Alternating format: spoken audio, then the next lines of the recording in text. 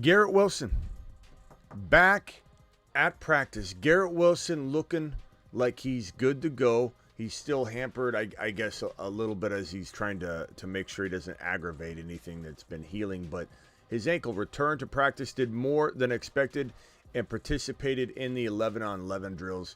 So Garret Wilson is good to go.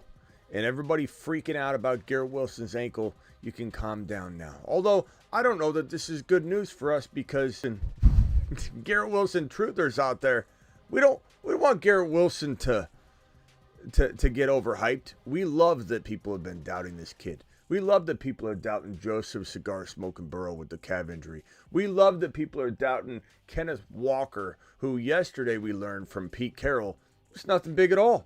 It's nothing big at all. It's a minor injury. Kenneth Walker is going to be fine. Let people doubt the Moon Men. And we are getting hit with a little, a couple bumps and bruises on the Moon Men list. I won't lie to you. It's like, come on.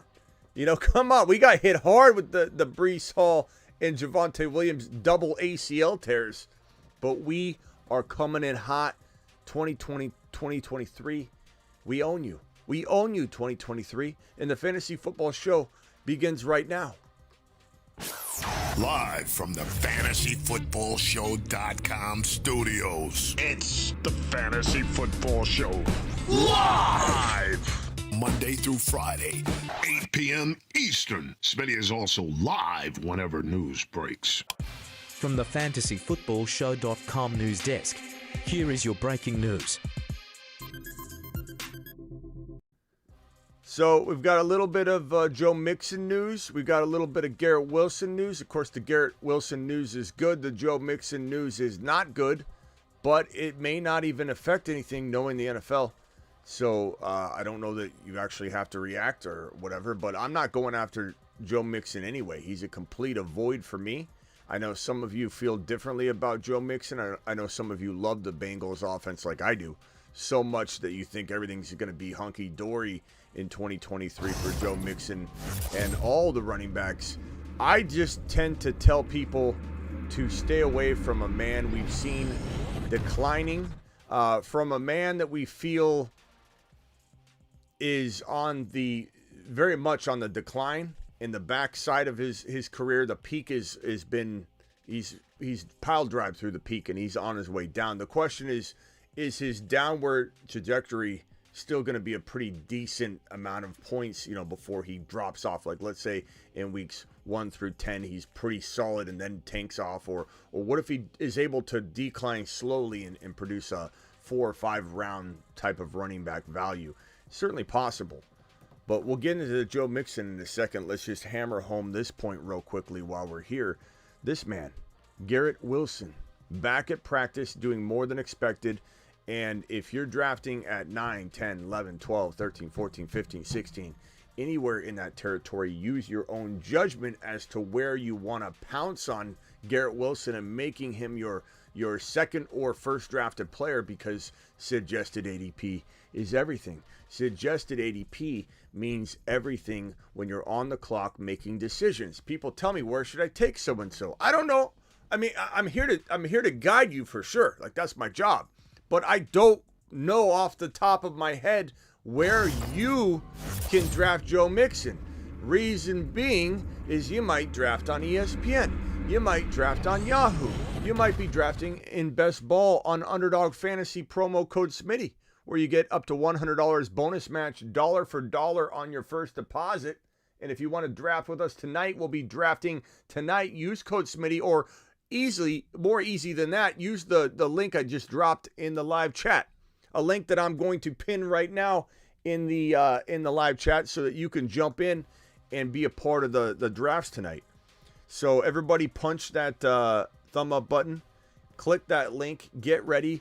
And we got Salty Chopper coming in hot, and a couple other super chats that I'm going to mention right now. Salty Chopper coming in hot with a $20 hauler. He knows how to do it. He knows how to kick off a party. Alert. Super chat alert.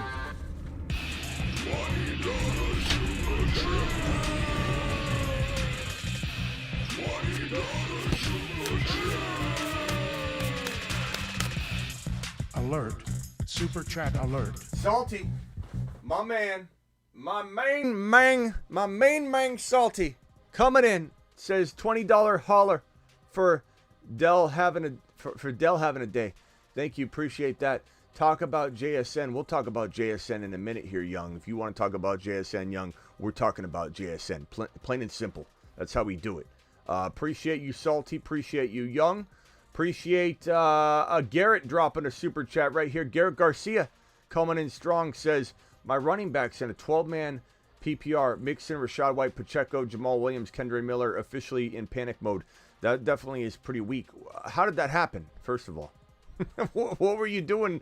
What were you doing during the draft that made that occur? Did you go like quad wide receivers and then a quarterback? Like what were you doing there? Tank Dell looking good. Absolutely, Tank Dell. Tank Dell to the moon. To the moon. Let's go, mashed potatoes! Tank Dell to the absolute moon. You know what I'm saying? And this video right here, just in case you haven't noticed on my YouTube channel, okay, we had a little live premiere today. Pay attention. We do that quite often. And it's a 5-part video series. No, I'm not trying to leave out Chubb and CMC and Eckler and even Barkley from being top 5 running back capable. But this video is more about diving into the players outside the top 10, outside the top 5. What players outside the top 5 could be top 5, and frankly, this could be your top 5. This could be your top 5 running backs in 2023. This right here, this group. And you could say, oh, you're going to leave out Henry. You're going to leave out Eckler. You're going to leave out CMC. You're going to leave out Chubb. You're going to leave out Barkley. And I love Barkley. I'm not saying all those guys will all be out. I'm saying if you're going top 5 running back shopping outside the top 5, these are my 5. And there is a world where these 5 finish as the top 5. All of them. I'm not saying it happens. I'm not saying it's super likely. I'm saying these are the boys. These are the boys. Get ready. Video 1 dropped on Bijan. It's a 5-part video series. It's on the YouTube homepage. Go check it out. Okay? It's part of a 5-part video series. Each one of the 5 running backs is going to get their own video. Part 1 just dropped. Part 2 is Gibbs. Part 3 is going to be either Hall or Pollard. Part 4 will be the other. And Part 5 will be Kenny mother freaking Walker. To the moon, Kenneth Walker. Let's go. Doubters of Kenneth Walker, please raise your hand in the chat so we can acknowledge you. Take a receipt, take a photo, and take a glimpse at your name. Kenneth Walker doubters, please step forward. Kenneth Skywalker.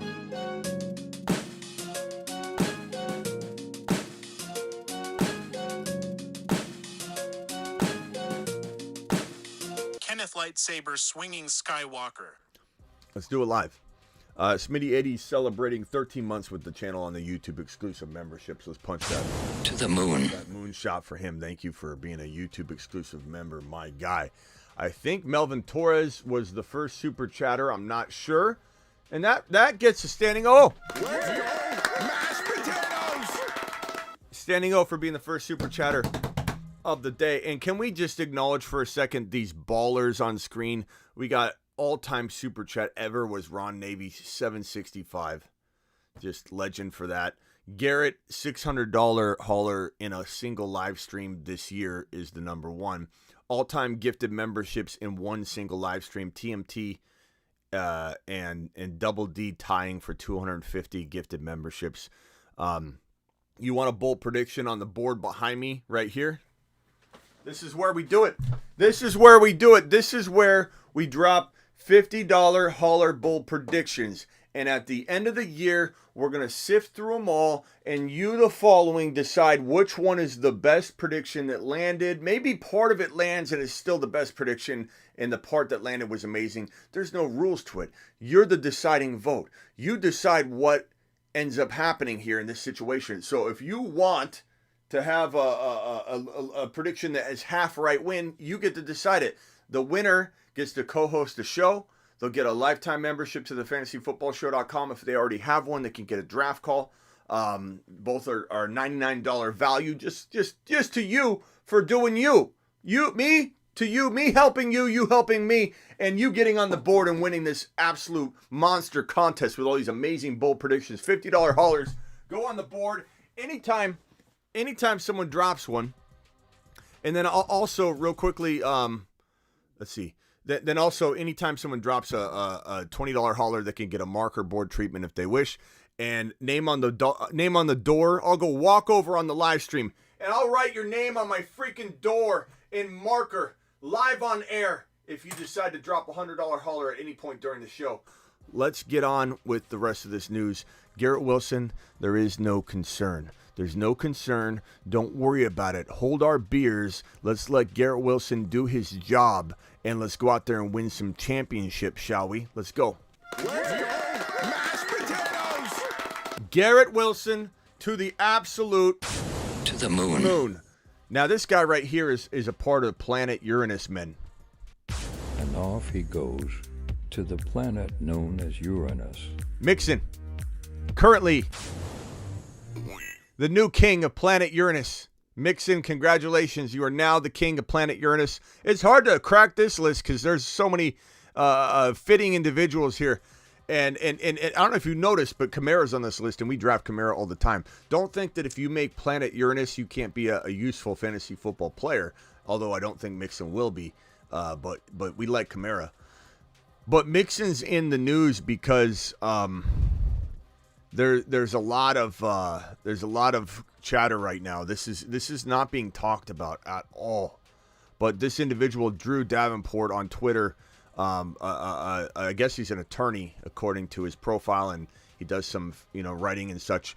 And he talked about that no one's talking about this right now in the civil case. Now, let me preface here that this is all me reading his write-up and trusting that he knows what he's talking about, but there are so many people in his comments that are, essentially signing off that he knows what he's talking about, and he says he's an attorney, and he's been breaking this down, and he's a pretty decently known guy, I guess, in the fantasy space. So Drew Davenport wrote this, that in this civil issue here, the civil trial, okay, here are the actual things that are being claimed against Joe Mixon. Keep in mind, it's not criminal. But remember that in Deshaun Watson's situation, every single one of those situations that Deshaun Watson was involved in, there was like up to 22, 25 at one point. I think upper to 24, 25, something like that at one point. Every single one of those was civil too. And Deshaun Watson missed a bunch of games. He came back for the final 6 games of his season with the Cleveland Browns, his first season with the Cleveland Browns. So don't think for a second that a civil suit can't lead to something because Deshaun Watson's did. And Mixon's got a checkered past. And the Mixon believer and defender's going to come in here and say, Smitty, how dare you, blah, blah, blah, blah, blah. But Mixon is an abuser of women.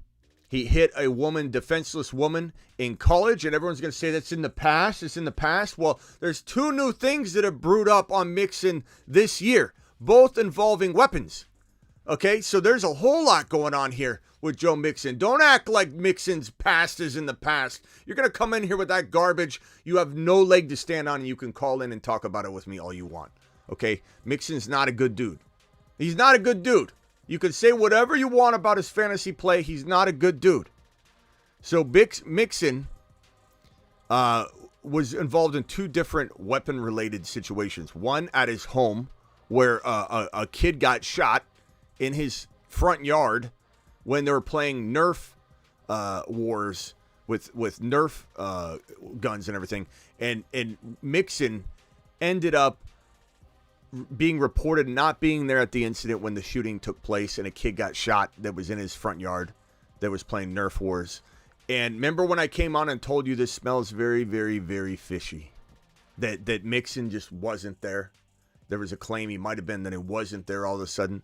Like, did somebody clean up the situation? This is my guess. I have no factual information on this, but this right here.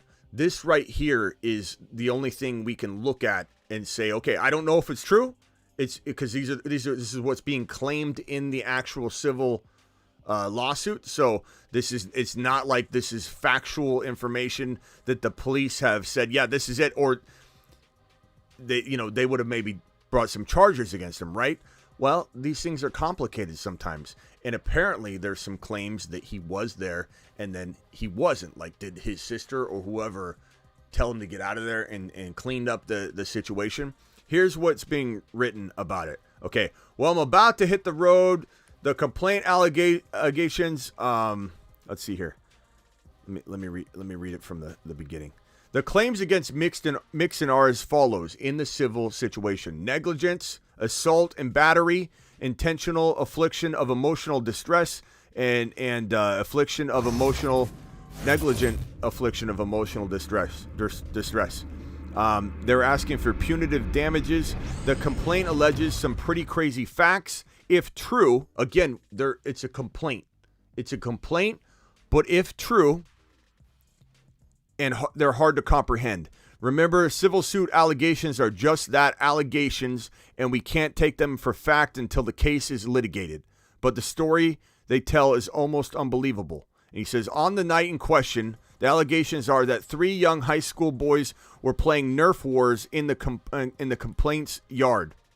The complainant's yard. They state that not only had they played Nerf wars there and around Mixon's home in the past, they say that on that night they spoke to Mixon. So the kids that were playing in Mixon's yard were, first of all, Frank, what is this? What is this comment right here? What are you doing, Frank? What are you doing, Frank? Mixon sucks, Smitty. Who cares? Because he's being drafted in the 4th round, Frank. Don't you think it's my job to come out here and say, look, this guy's not only declining, Frank, he doesn't belong in the 4th round, Frank. What do you think I'm doing for a living, Frank? He's going in the 4th round, Frank. And Ron Navy, Mark Cleveland, dropping a amazing $20 hauler right here. Unbelievable. Just right smack in the middle. Mark Cleveland knows how to deliver a $20 super chat like no one I've ever seen in my life. Alert. Super chat alert.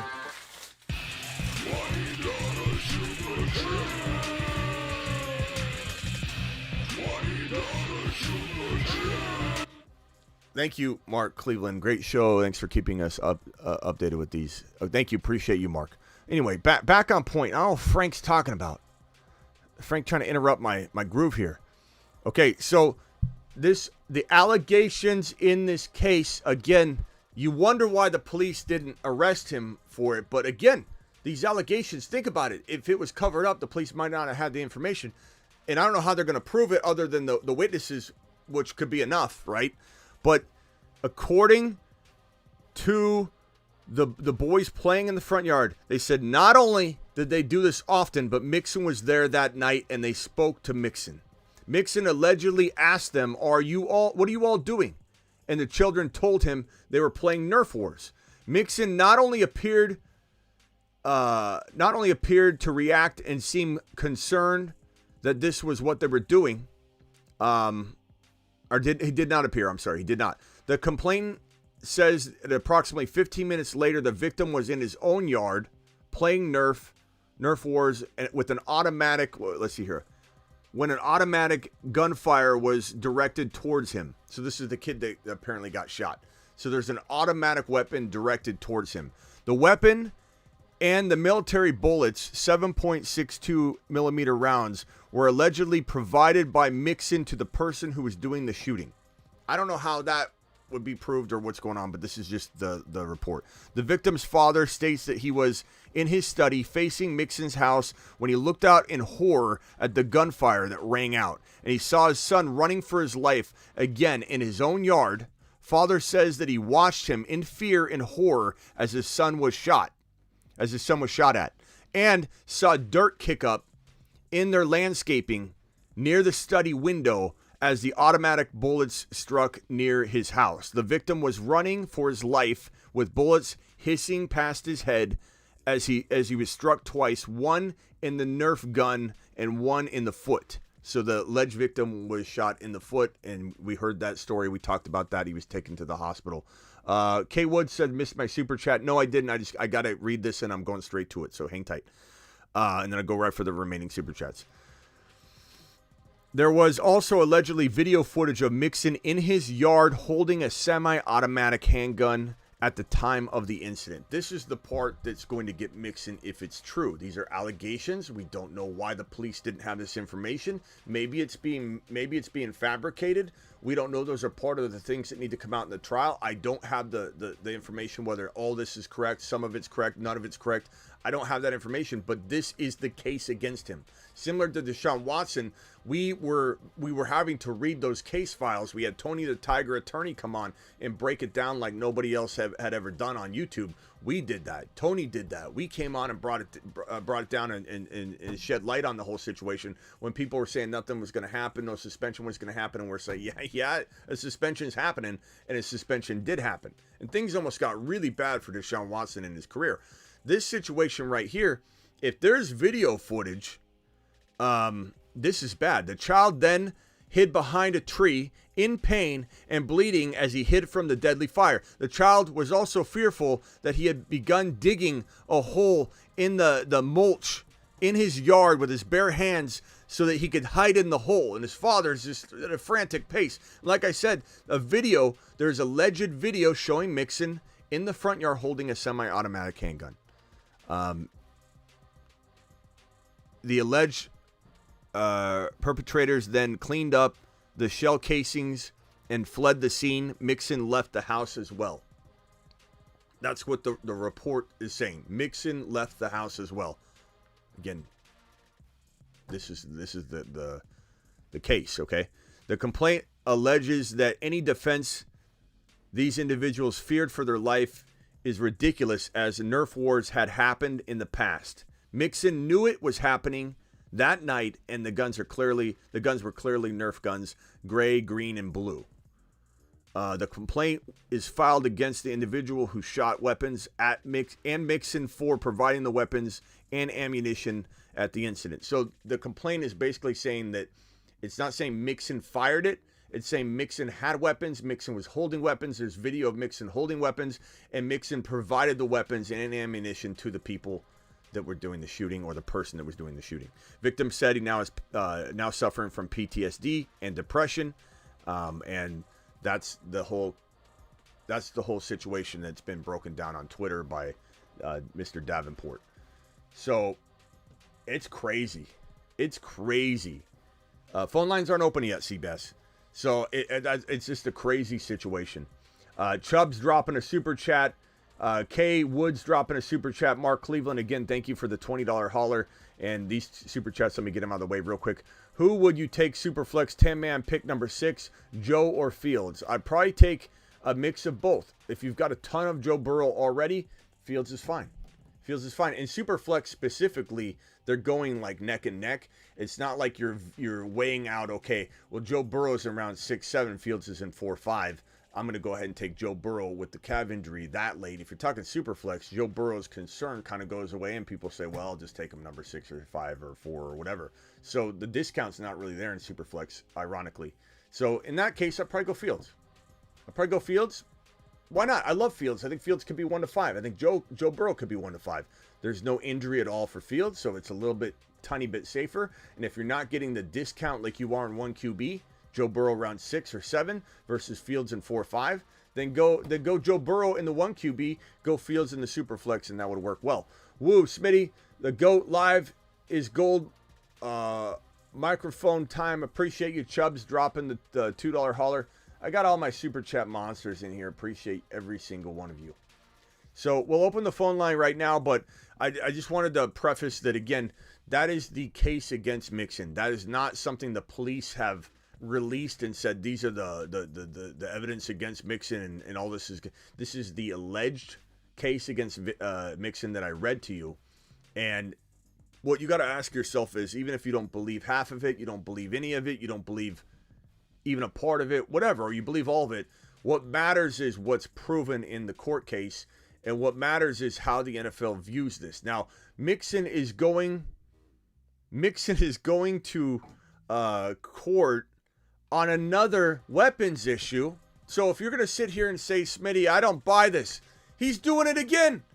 The guy brandished a weapon during a road rage incident against a woman, and he's going to court over it because she decided to press charges. Now, the police didn't press charges again.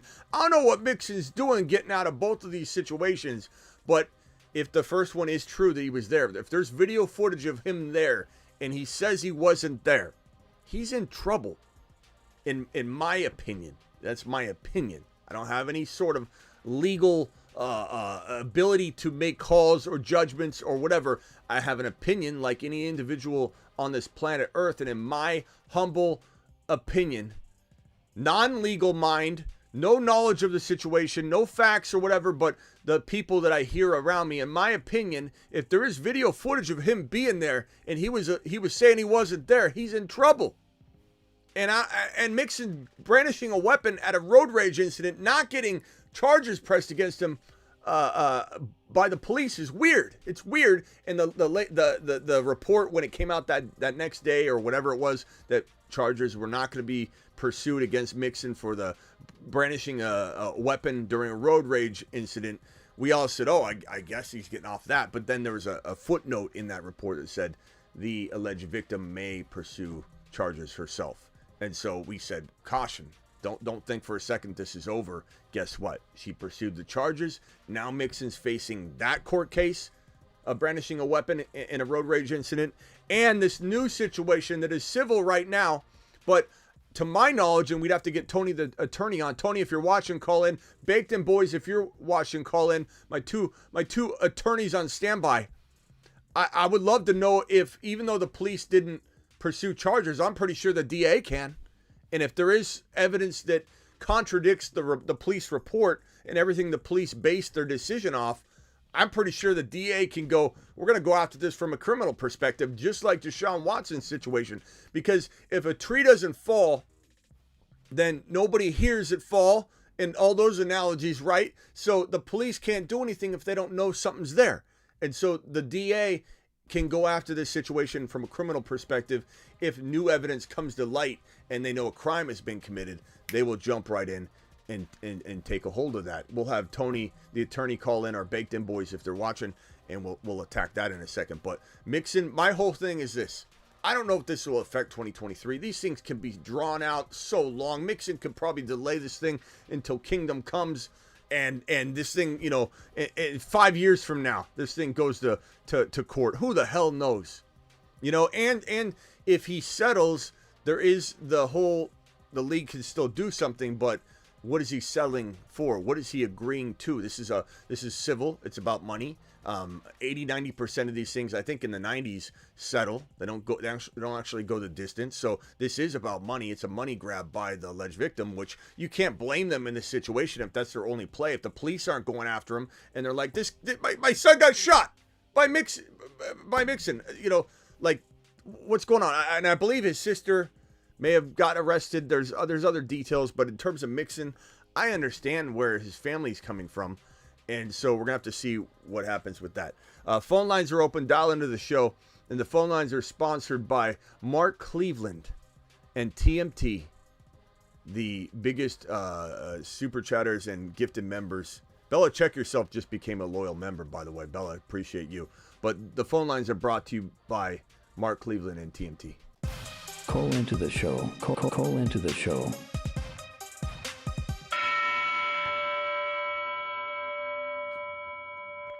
Dial in to the show, and if you guys want to knock off Mark Cleveland and TMT and become sponsors of the phone line and have your name read every time we hit that button, go ahead and drop a $101 super chat $51 super chat to beat out Mark Cleveland. And TMT is going to be hard to knock off. I think Double D could do it. There are a couple people I think could do it. I mean, anybody can do it. I believe in any of you. but TMT came in with fire that night. And I don't know if anybody's beaten that this month, at least. That resets every single month. 609 caller, what's your name and where are you calling from? Farb from Jersey. It's Far? Pam Farb, or Farb. Pam or Pan? Pan? So, what is it? Farb, Farb, Farb, like Brett Favre. Like Brett Favre. Brett Favre. Yeah. Brett Favre goes back to pass. I love it, bro. You're the first person that's ever caught my Pam or Pan. Everybody else just continues to go into it, bro. I'm like, Pan or Pan? They're like, no, it's Favre. Pan or Pan? Favre. It's Favre. It's from Step Brothers. Always, man, always. All right. What's up, Favre? Brett Favre. Nothing, man. I've been hitting you up on Instagram. I don't really catch the show live because I work, so I watch it on Spotify. So I'm a couple episodes behind. But I got the 4th pick, redraft. Obviously, I know where we're going with the 1st pick. 2nd pick, and I know you did a underdog draft the other day, and you had that same slot, and you kind of regretted going quarterback. I did. With Hurts. So I'm trying to just that 2nd pick is kind of like where I'm unsure where to go. Like if Allen's there or Mahomes and Hurts and that range of guys, and then like everybody else, like Ridley, we reach on Ridley a little bit or reach on Gibbs in the 2nd. Like I know I could get one of those guys in the 3rd. It's like that 2nd round. It's like all those guys, the Higgins and the Smiths, and all those guys are in that area. Where do we go with that second round pick? Well, I certainly do not. And by the way, everybody keeps talking about it, but Tank Dell is just looking like an absolute monster, as we've talked about. There's a reason Tank Dell is on the Moon Men list. There's a reason there's so many bold predictions about Tank Dell, and I can't show the footage or anything like that. But he has 5 catches for 65 yards already, right? Does he have he has what's his stat line now? His stat line now just looks absolutely plays the part perfectly. He looks the part. He is the part. He's unguardable. Him and Zay Flowers are very small players, and they get a lot of flack for being too small and that they can't survive at the NFL level. Tank Dell is going to punish people at the line of scrimmage. He is so hard to guard and contain, and his route running's on point. And Tank Dell became best friends with Stroud at the combine. These two guys hung out together. They're playing video games together. And when Stroud was drafted, he literally told him, he just got drafted, said, "Get me a coffee and go get me Tank Dell. Go get me Tank Dell, get me a coffee." They said, "Okay, sir, we'll do it right now." He literally told them, "Draft Tank Dell. That's my wide receiver." And they drafted Tank Dell for Stroud. And it's just, he's been on the Moon Man list. You can see it right here. The Moon Men, dropping loads in outer space. His ADP is about to skyrocket. I know everybody wants to talk about that right now. We're going to come back to that, but let's get to your question real quick. You're saying second round picks. What do you do with the second round pick? First of all, your second rounder, I'm not spending on a number 2 option for a team. You mentioned Higgins. I don't like Waddle in round 2 like everybody else. Doesn't mean I don't like Waddle. He's already hurt right now. He's always kind of an injury risk for me anyway. Higgins too. And these are the number 2 options for their team. Not that that's not amazing. I'm not crapping on that or saying they can't be absolutely amazing.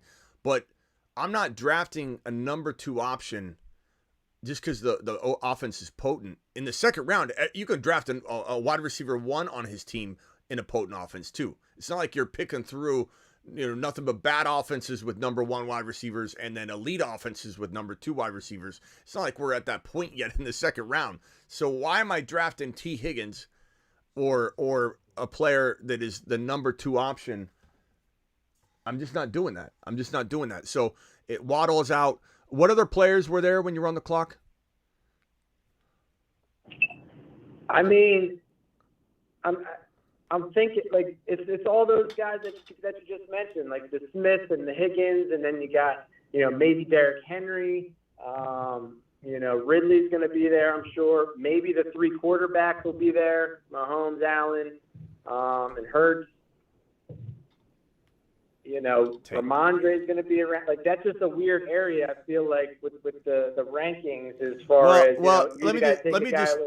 let me just tell you my favorite second-round players, okay? My favorite second-round players are Olave. If you can get him in the 3rd, obviously get him in the 3rd. I love Tony Pollard. I think Tony Pollard could be a top 5 running back. You're going to see this video later tomorrow. I'm probably doing Tony Pollard 3rd. So I did Bijan today. It's a 5-part series, 5 videos, 1 on each of these players. They're all potentially top 5 running backs. Again, not saying CMC or Eckler or Henry or Chubb or Barkley aren't going to work their way into the top 5 and bump one of these guys out. I'm not saying that at all. I'm saying that in a perfect world where these young guys are rising up and they start picking off these old dogs, these are the 5 that I expect to do it. Now, whether it's 3 of them out of the 5 that make it into the top 5, or 4 of them, or all 5, or maybe 4 of them are in the top 7, and a couple of the other big dogs get ahead. This is where Pollard is at. Hall, I love Hall as well. I know there's some concern people have about his ACL recovery and the PUP list and all that. He's running 23 miles per hour. Don't worry about it. He's running 23 miles per hour. Don't worry about it. I love St. Brown. Obviously, he's gone in a lot of drafts at like the turn. But, I mean, there's a plethora of players. A lot of the players you named, I'm not drafting in the second round. You know, I'm not drafting Higgins or Waddle or those guys. I just don't they're not attractive second drafted players for me. Doesn't mean they're not good third drafted players, but they're not good second drafted players, in my opinion. Yeah, Pollard's fantastic. My thoughts are that Olave is going to be gone. I feel like St. Brown will be gone by the time we get to, the top or bottom of the second. And I feel like I'm going to be looking at those quarterbacks, or I guess like would you go Ridley or Breece Hall in the second? See, I feel like almost every player you're bringing up is a third rounder. Like, why are you not talking about any of the second round, the real second round players? Like, why are we talking? You keep bringing up third rounders, like, and I'm not meaning this in a bad way, Farb. I'm just trying to feel you out here on this, but like, not everybody can be gone, bro. Like, you keep saying, I feel like he's gonna be gone. I feel like he's gonna be gone. He's gonna get. If that happens, then other players are gonna fall. Like, every player you seem to be talking about is a third rounder to me. Pollard's going to be available. If Olave's not available, I mean, I'm looking at the top like 25 right here. Pollard, Olave, Hurts would be fantastic. And the reason it didn't work for me, though, is because in the draft that I took Hurts in, and maybe 5 times out of 10, it's going to work out great. And maybe with a bunch of grandmas, it works out 8 times out of 10. The reason it didn't work for me, and I regretted doing it, is I was drafting with all of you. And with all of you, we're all so like-minded, and you guys are absolute drafting monsters that no one's going to fall. You know what I mean? Like, when you draft a Jalen Hurts in round 2, you need a couple guys to slip into your third drafted slot somewhere that probably shouldn't have. And tell me you've drafted in a draft in the last 10 years with your buddies, not guys on the show where we're all like-minded, but with your buddies. Tell me you've drafted in a draft in the last 10 years that you haven't gone, whoa, okay. I didn't think he was going to go that high. Every year. So in that environment, if I'm taking Hurts in the second round, I'm going to get the guy I want in the third. Ridley's going to fall. I would at least got a Debo. I would have got a pretty darn good running back or wide receiver 1 with my 4th. I forget what that, I think I might have went Gibbs. I forget if I went Bijan, Hurts, Gibbs, and then I didn't get the receiver I wanted. I think that's what the draft was. I almost got Debo. I almost got London. I almost got Watson. You're going to get one of those guys. So if you did go some kind of crazy late wide receiver shopping strategy, you'll be fine. But players you need to keep an eye on, bro, are Nick Chubb in the second round's great. Amon-Ra St. Brown, Garret Wilson, Chris Olave, Saquon Barkley will be gone, Tony Pollard, and then at that point, yeah, I mean, I'm looking at Hurts because that's a fantastic value. If all those other guys are gone, I don't know. I think Hurts wouldn't be crazy at all. When you want to go early quarterback is when you're not feeling it, bro. When you're sitting there going, I'm forcing this pick. I don't like any of the players. If this happens like you say it's going to happen, and it might, I'm not trying to say you're wrong. It just seems like you're throwing a lot of third drafted players at me. I sit here and I tell you, the times I go Hurts is when I'm saying I'm not forcing it. I'm not taking a player I don't believe belongs in the second round. I'm taking Jalen freaking Hurts. I'm taking Patrick freaking Mahomes. I'm taking one of those guys when I feel like I would be forcing this third round player into the round 2 spot. And I firmly believe that I'm going to get what I want in normal settings, not with you guys, normal settings where Gibbs is going to fall, Kenneth Walker is going to fall, Debo is going to fall in a worst case scenario, Watson's going to fall in an even worse case scenario. I'll get it done, bro. I'll get it done. I'm not worried about it. No doubt. Yeah, that's good. I mean, I'm just looking at like some mock drafts and doing some drafts and stuff and getting ideas. But yeah, I guess you're right. If all those guys aren't there, then one of the then I got to go quarterback probably. Do not force it, my guy. Do not force it. Always, like, when you're sitting there and you're about to take Hurts and you're like, am I taking him too early? Ask yourself, who's the player that can outscore every single player in this league right here? It's Hurts. Hurts could outscore everybody. It's Mahomes. All right, whoever's got the show in the background, if you could turn it down, you can't have the show in the background when you're on the phone. All right, hang tight, Brett Favre. Let me put Travis Rowe on the phone. Then I got Seabass. Do my best. I might have to go, but I appreciate it. All right, later. Go throw an INT, Favre. Appreciate you, pal. Later. Ever. Hey, call in anytime, Favre. I got you in the system, okay? Thanks, man. I appreciate it. Yeah, later. I'll be watching. Travis, you're live. Hey, did you say you're going to wait to talk about Dell? Yeah. Did I say what? Did you say you're waiting to talk about Tank Dell later? We could talk about it. We could talk about him right now. I mean, I briefly talked about him already, but I was just saying I hadn't. I was trying to help all these super chatters and everything, and everybody's asking about Tank Dell. I've got the game over here and everything, so I was telling people I was going to get to that. But let's talk about it now. I mean, let's talk about how this guy. I mean, it's early. It's preseason.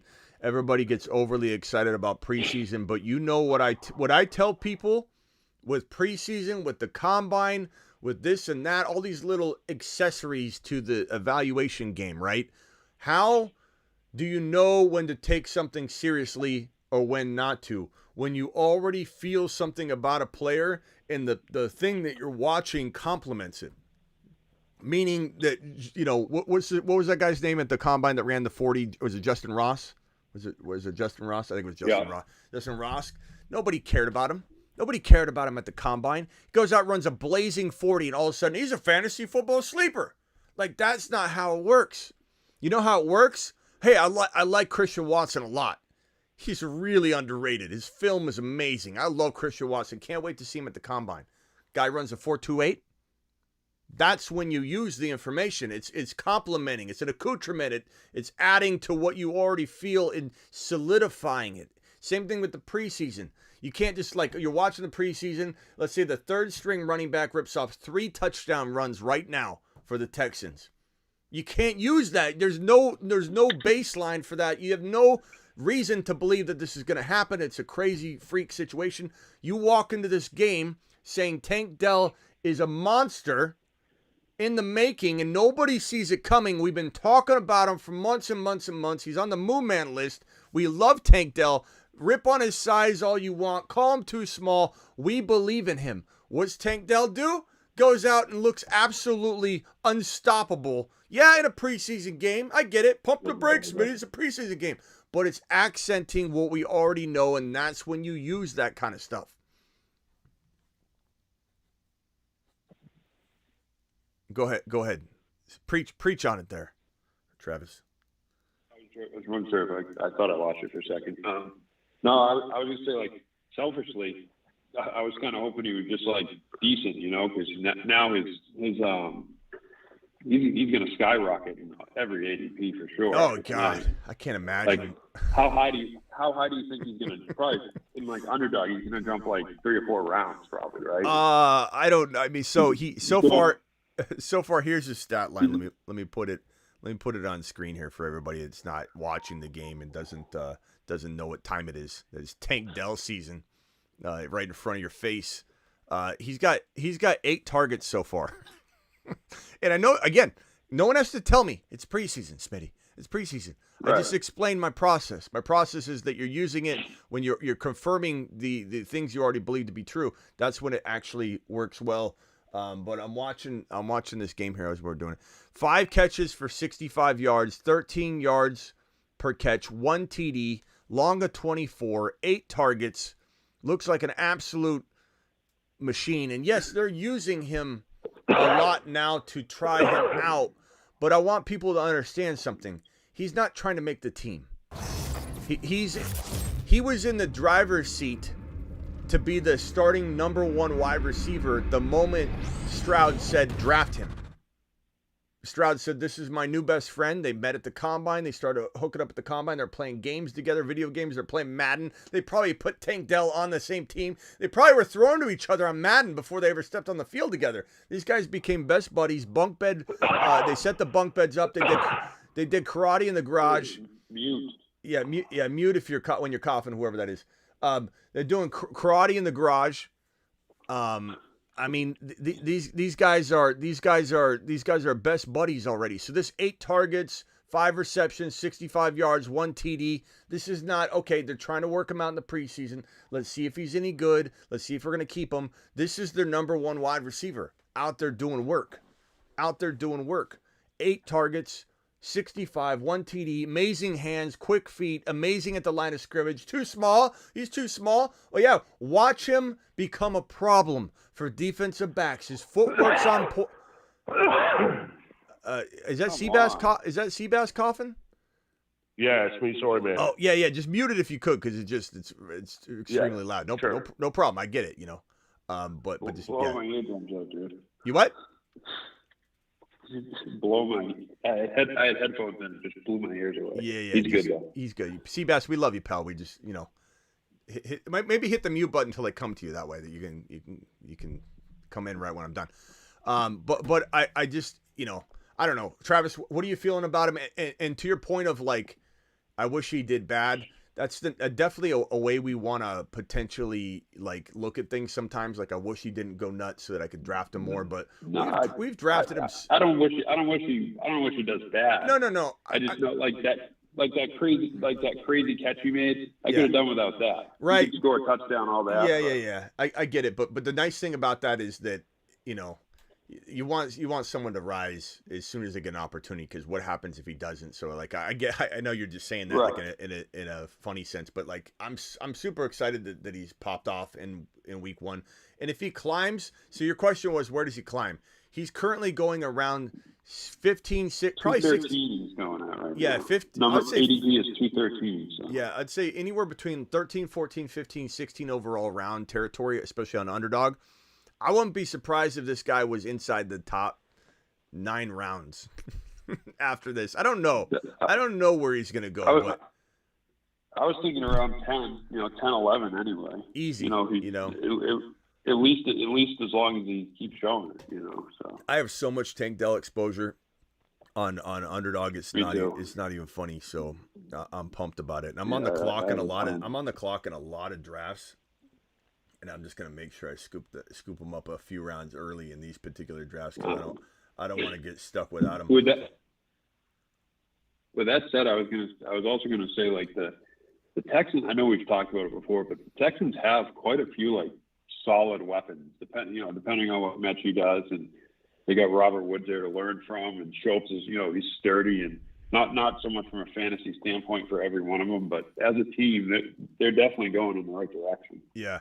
And let me get these 2 super chats out of the way, and then I'm gonna come on over to Seabass real quick and put Travis's hang tight for me. Mark Cleveland said, "Great show. Thanks for keeping us with these updates. Appreciate you again, Mark, for the $20 hauler." Terry Roberts says, "Tank looking explosive, Smitty." He sure is, and thank you for the super chat, Terry. You're looking explosive, my man. Can you rate my team so far? T-Law, Pierce, Javonte, Garrett Wilson, A.J. Brown, DK, Keenan Allen, Kirk. We can start 3 wide receivers and 2 flex.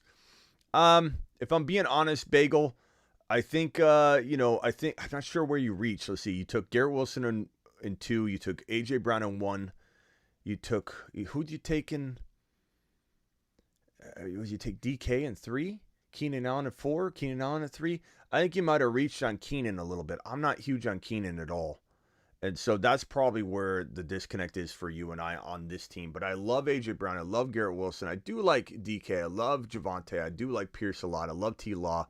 I feel like this team's just missing that like 3rd round player. Like someone just came in, the ADP fairy came in and snuck your 3rd round player off your team, and then you're just drafting light. Like someone got hurt, your 3rd round pick got hurt, and you're going to war with the team that got, that's what it felt like. So I feel like there's some reach somewhere is the only reason I'm looking at it that way. So when you do the next one, just don't get overly excited and pick a guy or pluck a guy out, or maybe follow a bad ADP suggested rank and you're like, well, Keenan Allen was ranked there. Keenan Allen is not a bad player, but he certainly isn't a third drafted player if that was where you took him. If you took DK in 3, I think Keenan Allen still isn't my favorite 4th round player, to be honest. I don't know that I would. There's so many other players that are there. You know, like Gibbs and Christian Watson would have been better than going, in my opinion, Keenan Allen and DK or something like that. That would have been the difference for me. But I'm just giving you my honest feedback. That's why you asked me. So, but other than that, I mean, there's some great players in there that I absolutely love, bro. Seabass, you're live. Thank you for muting. Apologies for making you do that, but what can I do for you, Seabass? Oh, my apologies. Can you hear me now? Yeah, we can hear you. You're live, pal. Oh, okay, perfect. I'd like to talk to you about Mahomes. Mahomes in the 3rd, anywhere in the 3rd. Okay. I think Mahomes in round 3 is an absolute steal. I think Mahomes deserves to be in round 2. I think if anytime you can get a guy that can outscore every single player in fantasy football, and Mahomes is just that kind of player, whenever you can get that person as your 3rd drafted player, it's a no-brainer. And it's really to the point where I don't think you'll see that so often that you're going to have to do it. You draft him every time, because it presents some problems of saying, like, well, then I have to let Gibbs go, or then I have to let this player go, or I have to let this player go. And I'm not saying I'm fine with that, though. I'm fine with that. People get caught up in the ADP. I'm a bit roster construction, right? So it's irrelevant what player's there. If I'm picking 1 pick per round and Mahomes in the 3rd, I'm taking him all day, every day. Yeah. And the reason you want to probably do that is because usually he won't go in the 3rd, he'll go in the 2nd. And so you'll want to take those opportunities when they present themselves. And then in those other drafts, you get to deploy the non-Mahomes strategy. But the reason I say take Mahomes and not wait on a quarterback, because I love Fields in 5, I love Joe Burrow in 5, 6, is you want to take your shots on Mahomes. You want to have as many opportunities. You might not get a ton of them. You want to maybe mix it around a little bit. But the thing is, too, though, everybody wants a bargain at quarterback. And at some point, you got to draw the line and say there's so many bargains along the way. You can't just keep kicking the can down the road. What if you don't get the bargain? What if Fields goes a little too early? What if Burrow goes early? What if T-Law goes even early? And you don't get what you thought you were going to get. So I take advantage of it, and I don't worry too much about that. I just say to myself, I'll get Fields and Burrow in other leagues. And in the 3rd round, it's a good enough value that you don't need to continue shopping. You know, this is like when you're going to buy something that's on sale and you wait online, like on Black Friday, you wait, and then it doesn't go on sale anymore. And you just, man, I should have bought it. And you're just trying to get that sale price back. And you're just trying, and you can't get it anymore. And you finally figure out a way, and you just buy it right away. You're like, oh, why didn't I just buy it the first time? I feel like that's the way people should look at this. You get Mahomes in the 3rd round, stop thinking about it. Just take him, and that's the league you're going to go early quarterback, 3rd round, early quarterback, which is ridiculous. 100%. Part of the value that I think people forget about Mahomes is that when you take Mahomes, you're not looking for a backup in the 8th or 9th round. You can use that pick for somebody that has a legitimate chance to crack your lineup. Well, I think that goes for any of the top 4, 5, or 6 quarterbacks. But yeah. Yeah, 100%. 100%. But if I'm taking one of the top 3 or 4, I want Mahomes. Yeah. Let's see here. There's a guy in here that says he's going to come in here. Yeah, it was Kyrie, right? Kyrie was trying to tell me in my own premiere that I couldn't. I think the way he's wording is you can't possibly like Breece Hall over JT Smitty, and he was supposed to call in and have this debate with me. So the phone line's open. Let me put the phone line on screen. But Kyrie, you're more than welcome to dial in and put me in my place about it, because you seem to not believe me. Hey, Smitty, do you like Breece Hall or Gibbs? I like Gibbs a tiny bit more now, but in Dynasty, they're very, very, very close. Obviously, just because Breece is going to be eased in, but by mid-season, they're probably firing off at the same rate, or Breece could even be playing better. So, talk about JSM, please. Okay, Young, I'll let you keep this on screen. Go ahead, Seabass. I have I have the 30th pick, Smitty. I got rid of my first and second rounder. I don't know if that was a smart move, but I'm hoping one of them falls to me at number 30. Who falls to you at 30? Either Brees Hall or Gibbs. Yeah. Maybe they will. I mean, in a redraft, I think it's possible. Sure. In redraft, yeah. Yeah, in redraft, but I mean, it's not 100% likely, but it definitely could happen. It just depends on who you're drafting with. I think Gibbs goes in round 4 in grandma league still. You know, so all right, hang tight real quick. Mute for me if you could. And let me go on over to Dakota Dave, and then I'll go to Jimmy. So Jimmy, stay on hold if you could, or on mute, and then let's go to Dakota Dave. Go ahead, Dakota. Hey, yeah, you're talking about second round and stuff on ESPN. My tough choices, you can get Garret Wilson second round, and Pollard, who's my favorite player at any position. So that's always a tough choice for me. Sometimes if I have a late first round, then I'll go Garrett late first, and then Pollard second. And then one of the other choices is third round is both Gibbs and Olave. Go there, and that's another tough one too. Yeah, those are fantastic. So, you almost just have to have a couple ESPN drafts so you can mix it up and do it that way. Kyrie, you calling in or what? I'm sorry. Go ahead. No, that's okay. And sometimes what I've been doing is Bijan, Pollard, Gibbs, and then fourth round you can get Ridley. And you could get London fifth round. Yeah, it depends on where you're drafting. There are some people are going to say they'll never see Ridley in the fourth round. So it all depends on where you're drafting for sure. The values are all over the board. It's crazy, man. It's crazy. Anyway, Dakota, hang tight real quick. Jimmy 44, you're live, and Kyrie, we're waiting for you. Oh, hold on, this might be him. Let me see. 346 caller. Who's this and where are you calling from?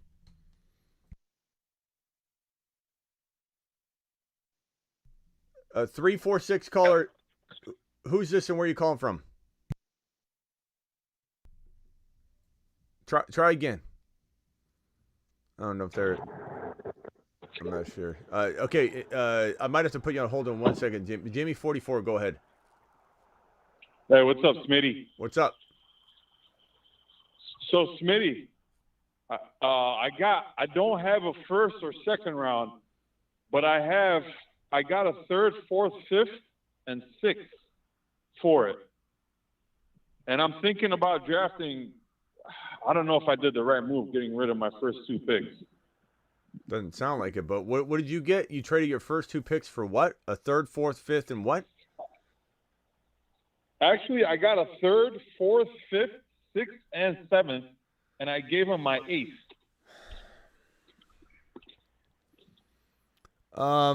So let's throw the seventh and the eighth out because they're really close. So third, fourth, fifth, and sixth for first and second, essentially. I don't know. Yeah. It could work out. I mean, it could work out. You just got to land your players. I mean, third, fourth. I mean, you're talking about, okay, you gave up your first and your second, so let's call it. Do you know what pick it was? It was the fifth. Okay, so fifth and 20th pick. Okay, so you gave up Bijan, and let's just call it Olave. Bijan and Olave for, let's hope you get Gibbs, Fields, and Walker or something like that, and then then you at least have something that could definitely be argued. But I don't know, bro. It's so hard to know. That's a real tough move. I like getting rid of my first rounder for like a second and fourth, something like that. I mean, I could argue third and fourth as well. 1 second, man. 786 caller. Where are you calling from, and what's your name? Florida. Roger from Florida. All right, hang tight for me, Roger from Florida. I'll come to you in 1 second. Jimmy, what else did you have real quick? What is it? You can go to the next caller, Smitty. Okay, go ahead, Roger from Florida. You're live. Hey, how you doing, Smitty? I'm good, bro. First-time watcher, first-time caller. Nice. I was just curious to know your take on. My name's Roger. I'm calling from Florida. First-time watcher, first-time caller. Jay, what's up, Smitty? Never say things twice, Roger. Roger, what's going on, Roger? Oh, my bad, man. All right. What I was going to say was I was Twice? just curious your take on – I personally like Alexander Madison a lot more than Damian Pierce just because I think he's on a better offense. I think he's got the backfield back there. So I'm just wondering why some people are taking Damian Pierce ahead of him. What are your thoughts? I think it's preference. I don't think anybody has a case in the world of one over the other that they can like point at the other person and go, how could you no offense, but your stance is very like, how could that happen?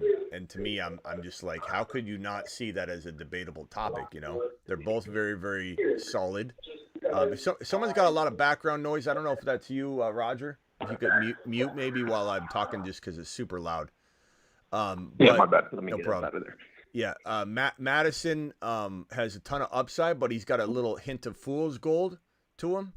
It's tough to know for certain what's in store for him, how long he's going to be the starter there, how secure is he in his role.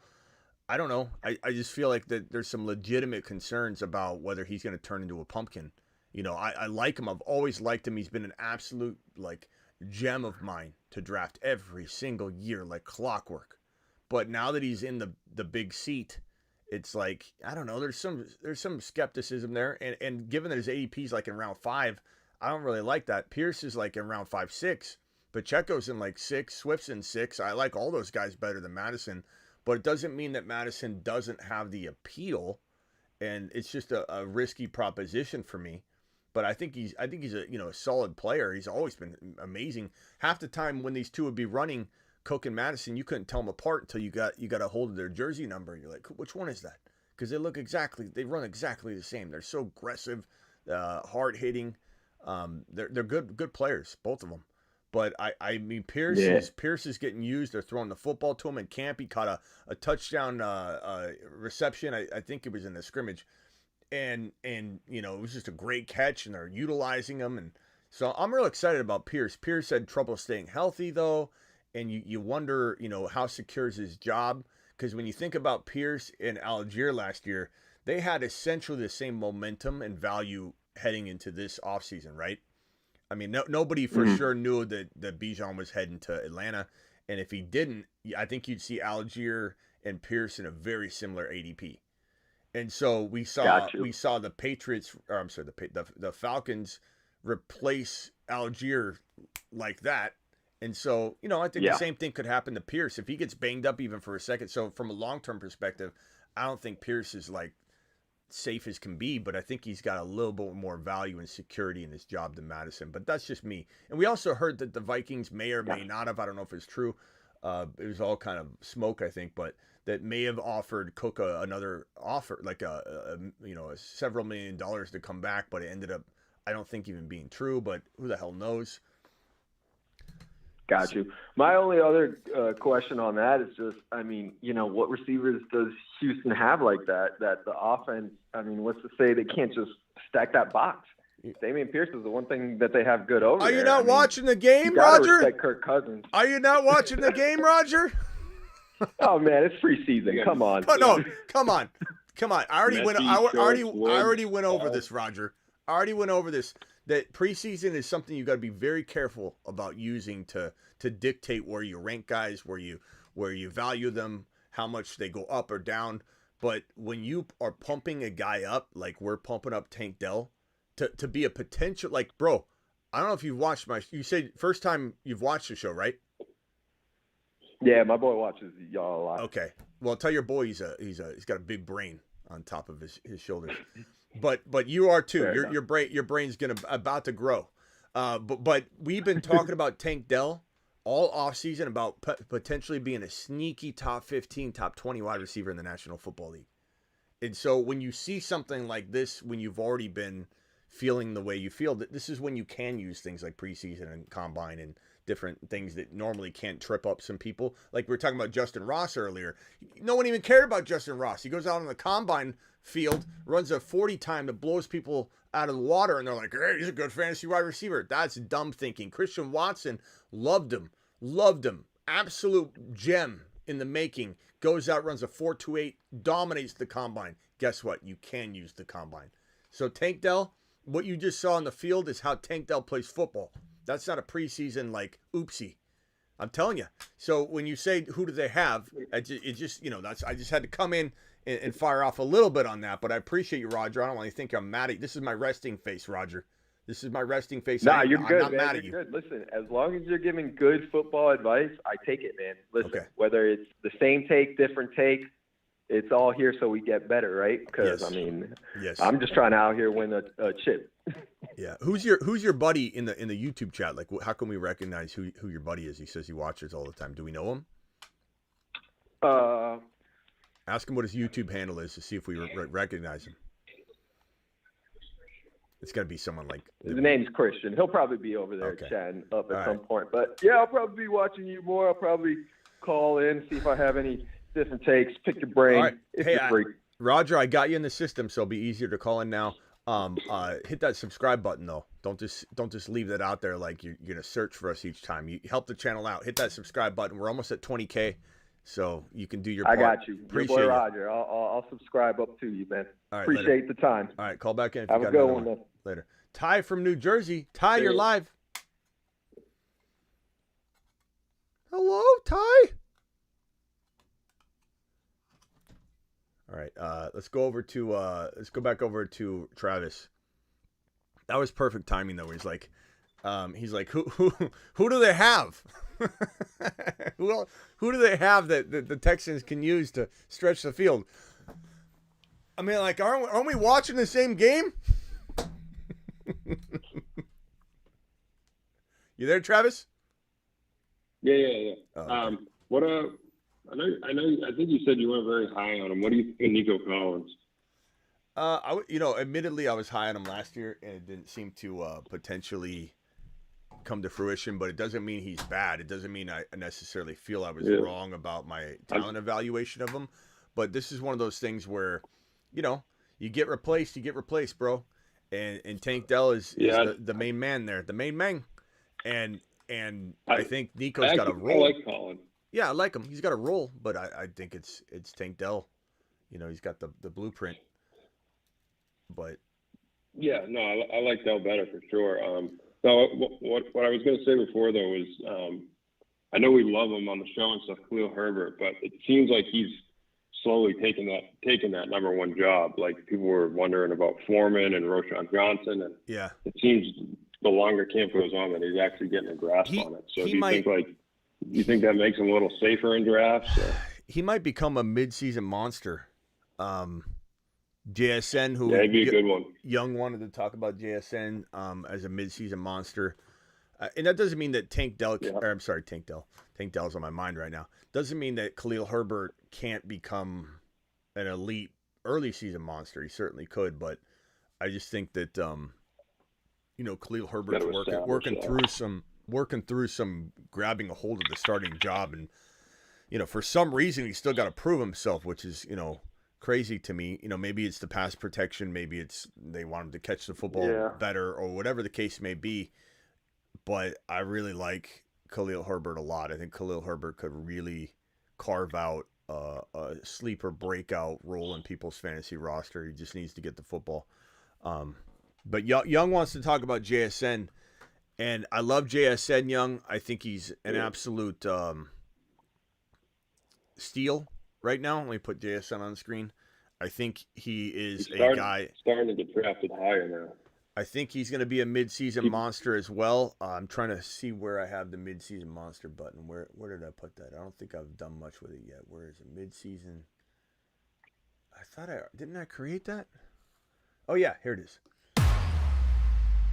So, I mean, we might as well put him on here. I'm probably going to do more of an intro to this topic and really do like a christening of it. But where's my JSN graphic when I need it? Maybe it's right here. Here it is. So we'll probably do more of like a christening celebration of JSN cracking this list. But JSN midseason monster, Zay Flowers midseason monster. Not that these guys can't do it right away, but I think it is important to the previous caller's point, Roger, not get so overly excited about a rookie wide receiver and realized that, Watson and Dotson, they were both phenomenal their rookie years. But if you look at their stat line, there was an 800 yard, 7 touchdown type of stat line. And so it's possible, Tank could go nuts in the beginning, and so could Flowers. But these are the guys that I believe the whole point of this list right here, what I want to make this list mean, the midseason monsters, which is replacing the Satellite Man list. It's just the Satellite Man list was a AAA type feel to it. I didn't want it.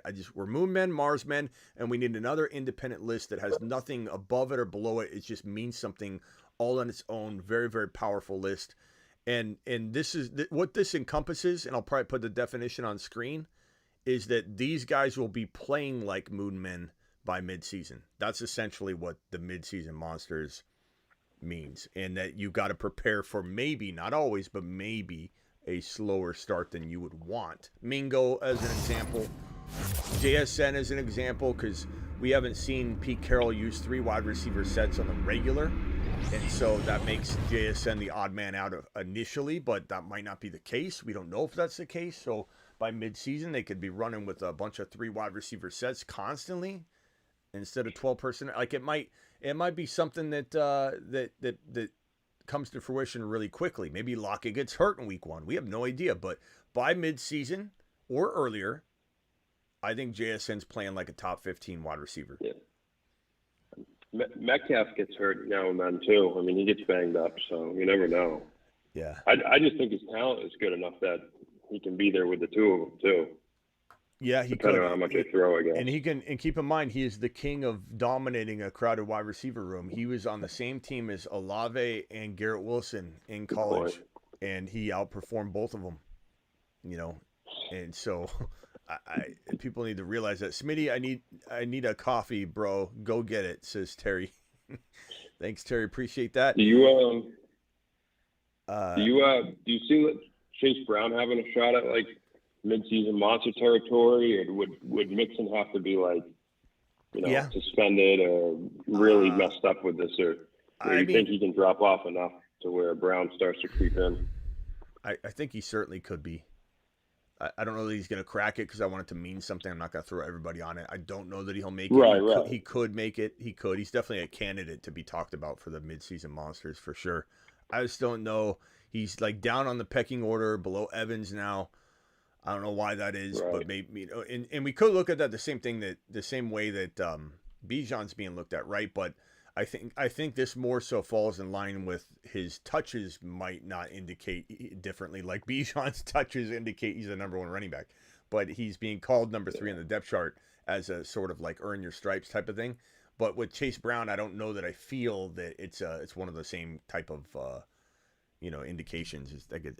He really isn't like dominating any touches or anything like that. So, and give him time, but definitely mid-season monster versus anything else. Yeah, it's good. It's a good point. Garrett says underdog Chihuahua draft this stream or later.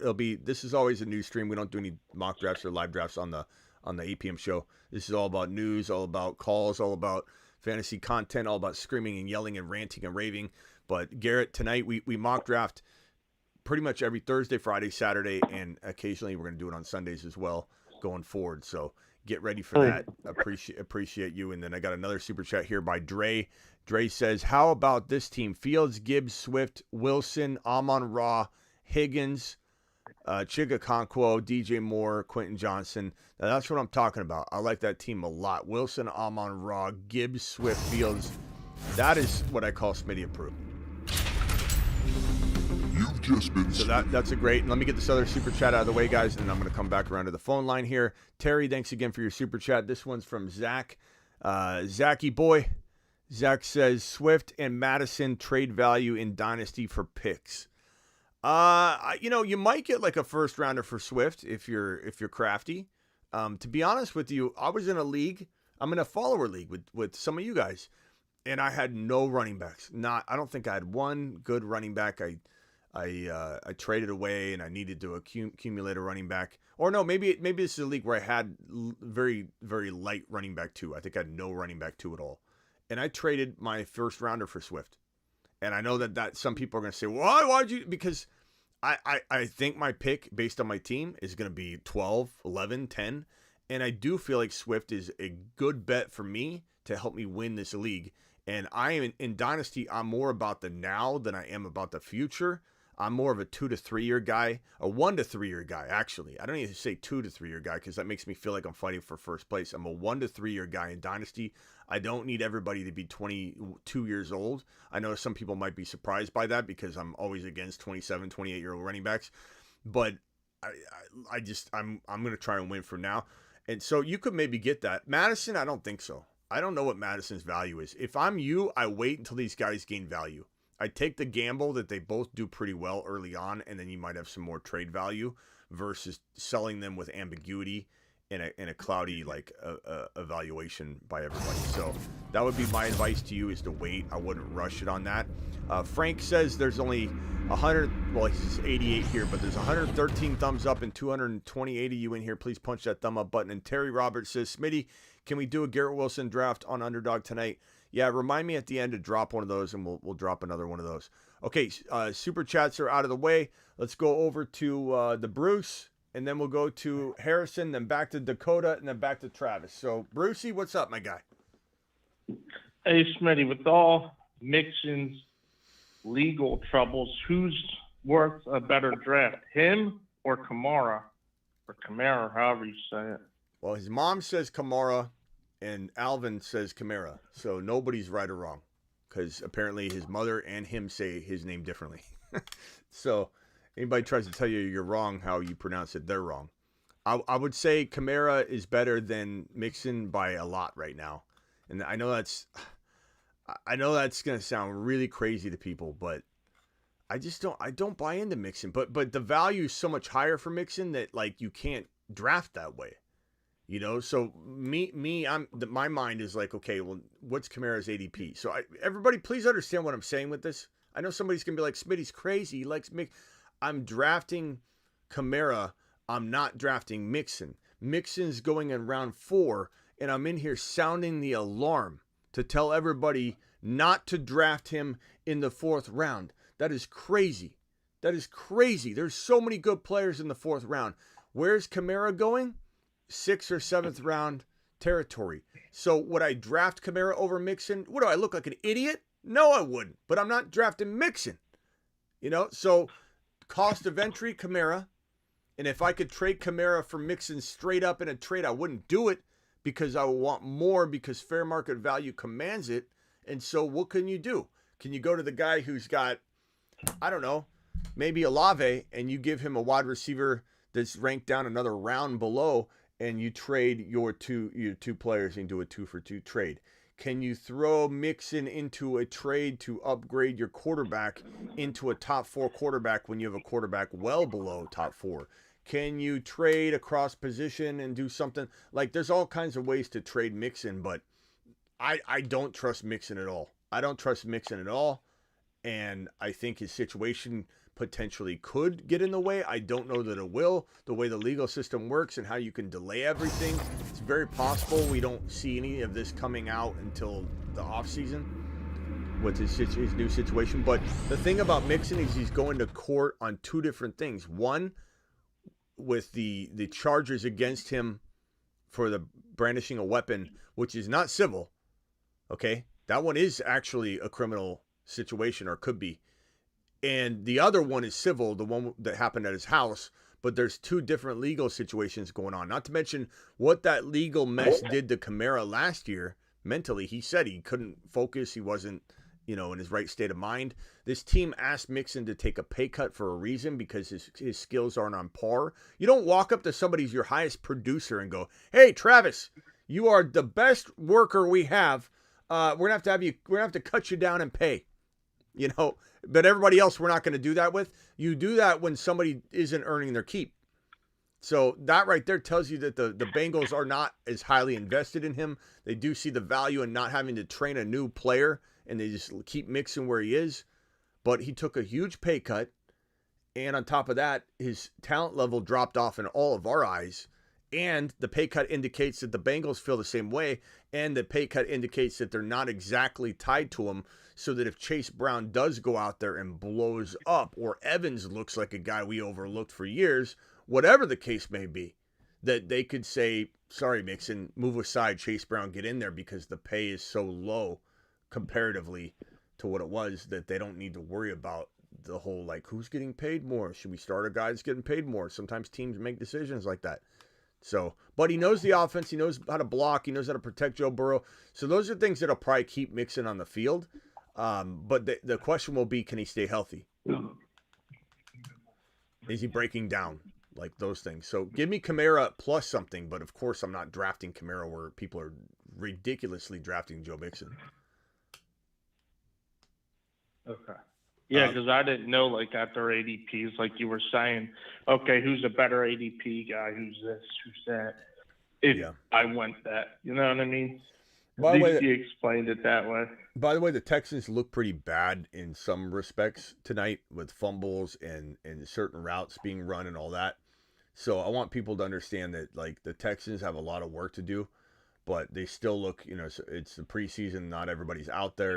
There's a lot, but Tank Dell being down and throwing the football is a good thing for the receiving game for Tank Dell. Pierce being ultra productive in the passing game is good news for Pierce. So, given this offense will have its ups and downs as they try to navigate this, not only group of new guys, young guys, new coach, all that, I think that Tank Dell is in a good position, as is Pierce, to get a lot of volume despite all that. It's like perfectly lined up to actually be maybe even a benefit. But I'm rewatching some of this Tank Dell stuff right now. I'm gonna rewatch this play again live. I just can't wait. I just can't wait to see it again. Like, Tank Dell is just, I just can't wait. I can't wait. I really think he's a phenomenal talent. And I think people are just going to constantly have, I don't know, doubling down syndrome, where, you know, you weren't a part of it when it was all being talked about, so you just want to say it's not true, you know. And Roger, I don't know if Roger's still watching. Roger, maybe you didn't believe in him, buy into him, and then you see it. You gotta. It's all part of the how do you improve and become the best owner you can be. It's adjusting and adapting and learning to let go of your digging your feet in and digging your heels in to try and back up something you've already said. You know, that's the best way to improve yourself as an owner. All right, since someone stole my line earlier, we got 234 people in here and only 122 thumbs up, like, smash. Thank you, appreciate you, Tater Toddy. Tater Toddy, where you been? I recognize you. I remember you very much from other streams in the past, and I feel like we haven't seen you in a while. Let's go over to Harrison from New Hampshire, and then we're going to go over to Owen, and then we're going to go back to Dakota. You got a $20 holler. You should probably do first. Oh, good point, bro. Good point. Nico dropping the $20 holler. Alert. Super chat alert. $20 super chat. $20 super chat. Thank you, Harrison, for that. And Nico, appreciate your super chat. Billy from Massachusetts. Billy, I'm going to put you on hold, Billy. Hang tight real quick and mute yourself. Good Lord, Billy. What are you doing, skiing? What are you skiing right now, Billy? Am I what? It sounds like you're skiing. I'm outside. Does it sound kind of windy? Oh, yeah. Mute yourself real quick. I'll come to you in a second, Billy. Appreciate you. Sound like he was on a chairlift. Yeah. Sound like he was on a chairlift. Okay, Nico dropping a super chat here, $20 holler like a monster. Says, sup, Smitty, getting ready for my draft in 2 weeks. We are a 2-flex 10-team league and recently allowed both flexed to start both running backs, wide receivers. I'm debating between grabbing Mahomes in 4 or Fields and Burrow in 5 and 6. What say you? I think if you think you'll get one of Burrow or Fields in 6, I would take that. I guess. But then again, earlier I said I'd take Mahomes in 3. It's such a tough one. It really is. I think I caught myself wavering. Mahomes in 4, I guess. Yeah, Mahomes in 4. I'm gonna stick true to what I said earlier, which I do truly believe. Like, you're gonna have enough, unless this is your one draft and you're big on Fields or whatever, then you could bank on that. But I mean, how often are you going to get Mahomes in 4? I don't think I've seen very many drafts at all with Mahomes in 4. I'd probably go Mahomes in 4, but I love Fields and Burrow in 6. You can't go wrong. You know, if Mahomes doesn't fall to 4, then you'll circle back and do the Fields and Burrow in 6. But yeah, I got to go with my earlier comment. I wavered a little bit. I'm like, you got to go Burrow. Wait a minute. I like Mahomes in 3. This isn't Mahomes in 3. This is Mahomes in 4. It's even better. Yeah, caught myself. Thank you guys for the super chats. AMG dropping a $2 Brees or Gibbs in the 3rd round. I'm leaning Gibbs right now. I get this question like every day, and I'm not saying I don't like kind of stutter on it and go a little bit each time, but it's always Gibbs because he's not injured, and it just seems like a bit safer. Not that I feel like Brees is, injured really. It's just that he's going to be eased back, and there's no injury at all for Gibbs to recover from, so there's no concern about easing back. Timmy Tam says nothing, but drops a $2 hauler, and I appreciate that $2 hauler. Appreciate you.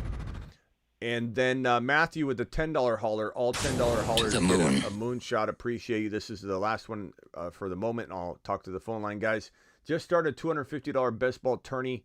Pick 6 with Kelsey, Mahomes, Hall, London, JSN, Dotson, Javonte, Kamara, Jamison, Williams. Wanted Bijan, but he went 5, and Olave went 1 pick before. That's a really good squad, though, bro. I wouldn't feel bad about that at all. That is a great non-Bijan team. You know, when you end up going that route, that's a fantastic situation. So you've got Kelsey, you got Mahomes, you got Brees Hall, you got London, JSN, Dotson is a good team. I like it. You did a good job. Nice work. And let's go back over to Harrison. Harrison, you're live. I was listening for a little bit last night, and you were talking about Cam Akers, and I think your point, I think that's one player this year you could be totally wrong on. Yeah. And it's okay that you feel differently. I'm not mad at it. And there's definitely keep in mind there's a possibility of so much happening that just because I have a hardline stance and something doesn't mean that I won't agree with you, that there's a possibility that he does end up having like top 10 running back production, but it's all about percentages for me, right? So what's my percentage chance that Cam Akers can produce top 10 running back production?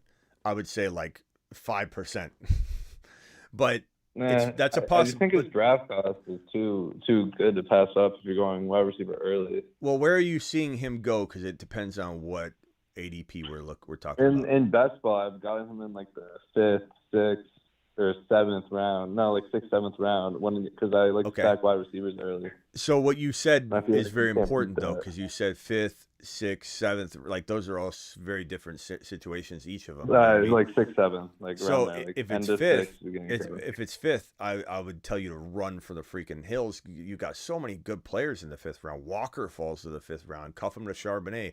I would rather have Pacheco and McKinnon's so cheap, he's free.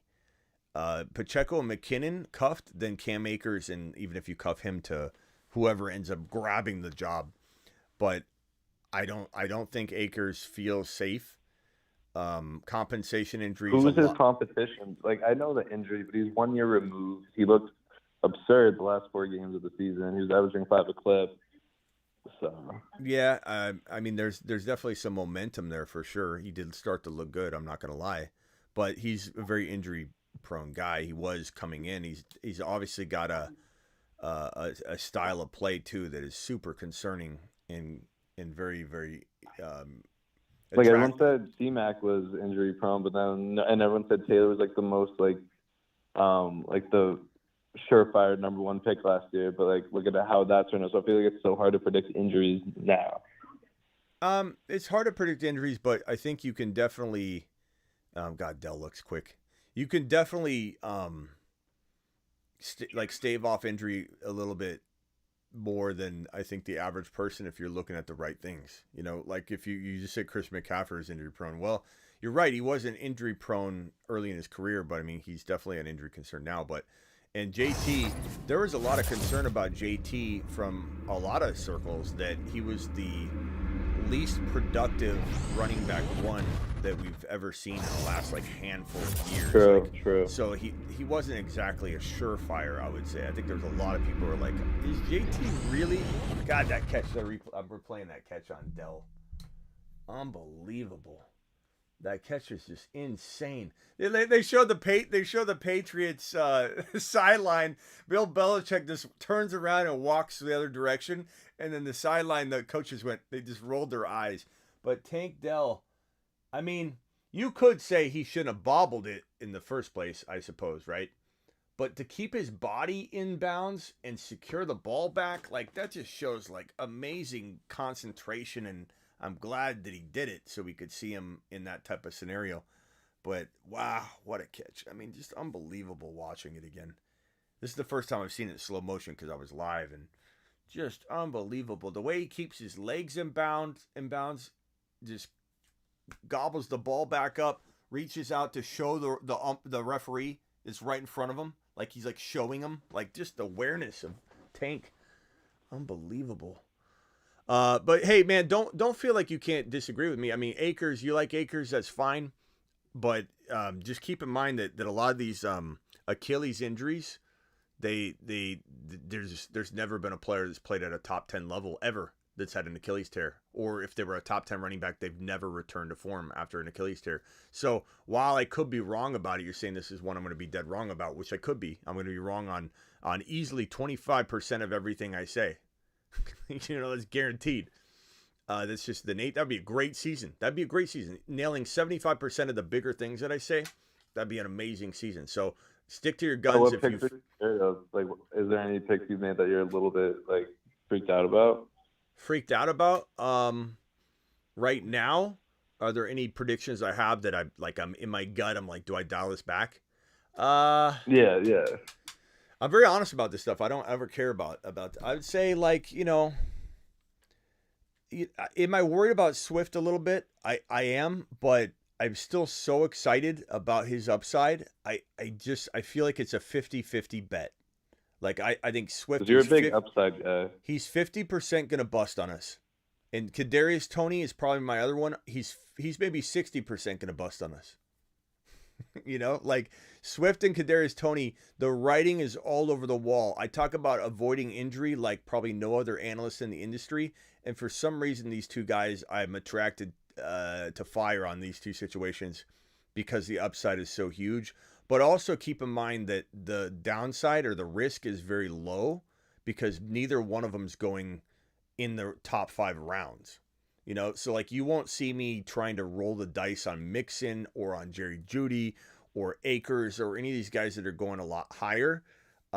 Swift is going around 6, and you could say Akers might fall into that territory, but Akers to me coming off the Achilles, there's never been a player with an Achilles tear that's been a top 10 running back ever. So you telling me that I'm going to be wrong on that, I'm fine with that if I'm wrong on that, but history is on my side 1,000%.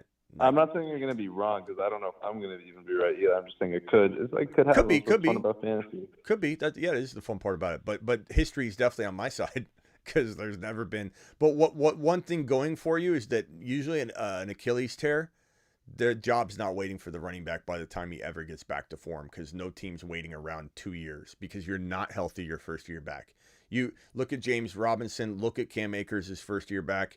You are not. Say, if you look at Cam Akers beginning of last year, I would have said, "Oh my God, like don't draft that guy." Like, right, he's never run for the hills. Like, I try to tell people that. I try to tell people you expecting James Robinson or Akers to be good their first year back from an Achilles.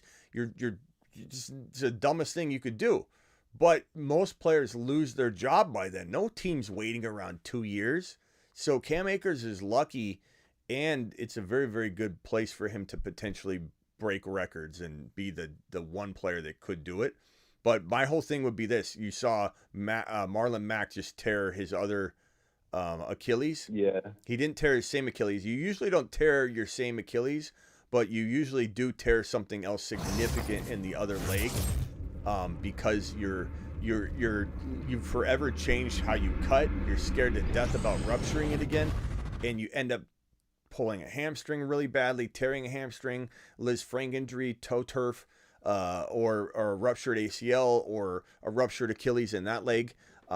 Sometimes people tear their other ACL because they put so much pressure in. A lot of mental. Yeah, and when you're so worried about this leg and you're putting it all on this leg, boom. I tore my patellar tendon as a compensation injury because of the way that I would land and jump, and my calves are I'm a runner, so my calves are huge and my thighs aren't near as muscular as my calves. And so for over 20 years playing like sports and stuff competitively, when I tore it, I had put so much pressure on my patellar tendon for years, 20 plus years. I'm just making my patellar tendon do so much of the work when I would jump and land, because it was doing the brunt work for my thighs. There's so many reasons why you tear something in compensation injuries. And with an Achilles tear, because you're asking yourself, okay, so what person has tore their Achilles and then taken a whole year off and then come back that next year? Nobody. Because their job's on the line. That's why I'm saying Cam Akers is kind of like in that ballpark where he could do it, because like he didn't have to rush back like Marlon Mack. Because Marlon Mack, like, he shouldn't even come back. Like, no one, like, he sucks. Like, he right. Even but when you come back and play football like Cam did, though, I mean, Cam's in a better position because he's still got the job waiting for him. But when you come back and you play football, when your body's not ready to play running back, because, you know, Kevin Durant, there's a lot of players in sports that have torn their Achilles and they come back and they're fine. Running back's different because of the explosion. You got to hit that hole. And so it really is a different thing, different monster. And these running backs are so scared of their job not being there, they come back that first year and they just create more damage and cause more injuries or whatever. So the Achilles is such a tough one. What about Arian Foster when he tore his? Wasn't he like 10 times worse, right? Yeah, Arian Foster never returned to form from his major injuries. There's a few injuries that are so tough to come back from, and once you have them, you're done. You know, but Akers is the only running back that we've ever seen that has top 10 potential. He's got a top 10 potential situation. I don't think the Rams are going to produce a top 10 running back anyway, but he's got a top 10 potential situation maybe, and the job's still his, and he's 2 years removed. So this is the first experimental like setup that we've had, that setting it up to maybe succeed, because you cannot do it your first year. You can't. But he's a abusive runner to his own body. I don't know if you remember last year, he lowers his head and he runs into people with his head down. He put a guy on a stretcher or on a car, or at least a cart. You what? He's a man. He's a man? Yeah, he runs like a man. I don't know about that, bro. You know why he runs so bad? Because he runs bad. He runs bad. He's a hard runner. He's a hard runner. Runs kind of like Marshawn Lynch in a way. He's trying to get the most out of every yard, which I appreciate. But he runs the way he runs with his head down, which they teach you not to do. And he goes neck first into defenders, bigger players than him. He goes neck first. He lowers his head, goes right into players. The reason he did that is in college he had no offense. He had horrible offensive line, horrible. Where was that? The Florida State Seminoles, right? Yeah, bro. He had the worst situation in college, and so he had to do it all himself, and that was impressive. And we walk out That's going, why man. I have so much respect for him. Yeah, I do. I mean, I do too. I don't hate Cam Akers at all, but I think he's a big injury risk. All right, let's move on from Cam Akers. Let me go over to Billy, or is this Billy? Yeah, this is. Smitty, what's good, my dude? Oh, Billy, what's up, Billy? You can hang tight, Harrison. I'll come back to you. Billy, what's up? Yeah, thank you. Hey, yeah, what's going on, Smitty? So I had kind of a two-part question about the quarterback spot. Hopefully I don't sound too windy. I am still outside. But I know you've talked a lot about Mahomes and Fields and Burrow. I know you love those dudes. But I was wondering with regards to Allen and Hurts, who do you like better of those two? And do you think the guy you like better of those two is going to finish ahead of Burrow and Fields? I'm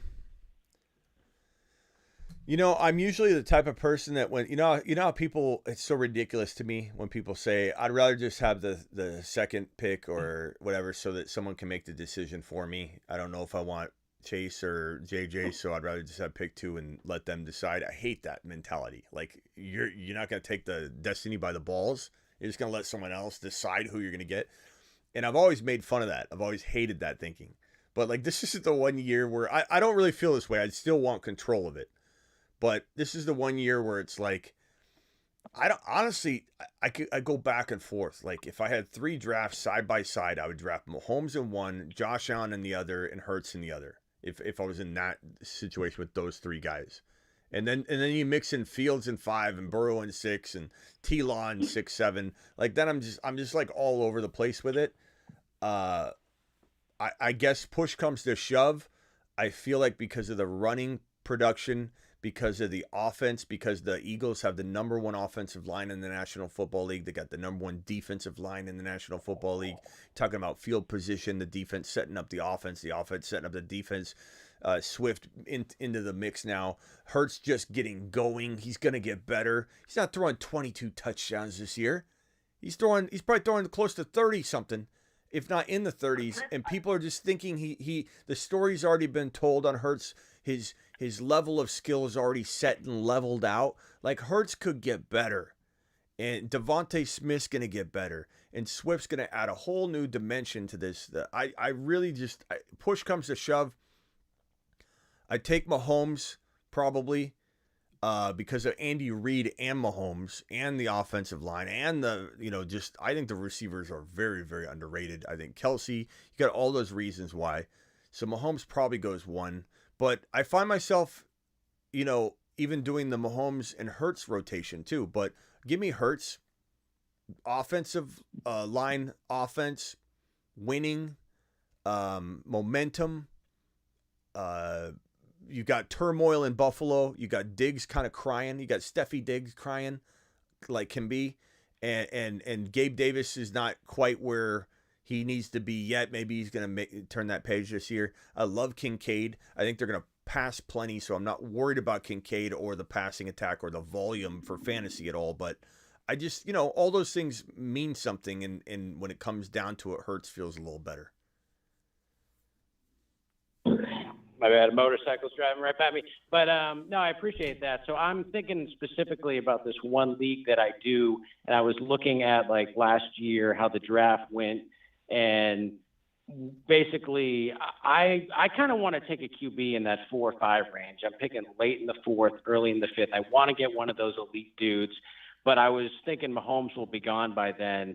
But I think Hurts or Allen will be there. As crazy as it sounds, only 1 QB went in the first 3 rounds last year, and QBs 2 and 3 went in the 4th round. So I was thinking I could probably get an Allen or Hurts in that area, but I was wondering your thoughts because I wasn't sure if you thought maybe Burrow or Fields would be better than them, or if I should go with an Allen or Hurts. But it sounds like you feel good about Hurts, so that's kind of what I was thinking too. But my other question was, I like all those strategies, bro. I mean, what it comes down to is when you're on the clock, are you forced to take Hurts or Allen or Mahomes because you're not feeling the other players? Because if you're feeling the other players, then you can punt it. And I like to use it like a parachute strategy. You're on a plane, right? And the plane's, instead of going down, it's going up. But let's just say it's going down.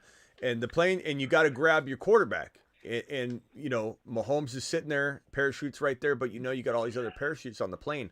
So you're going to grab as much gold as you can before the plane goes down.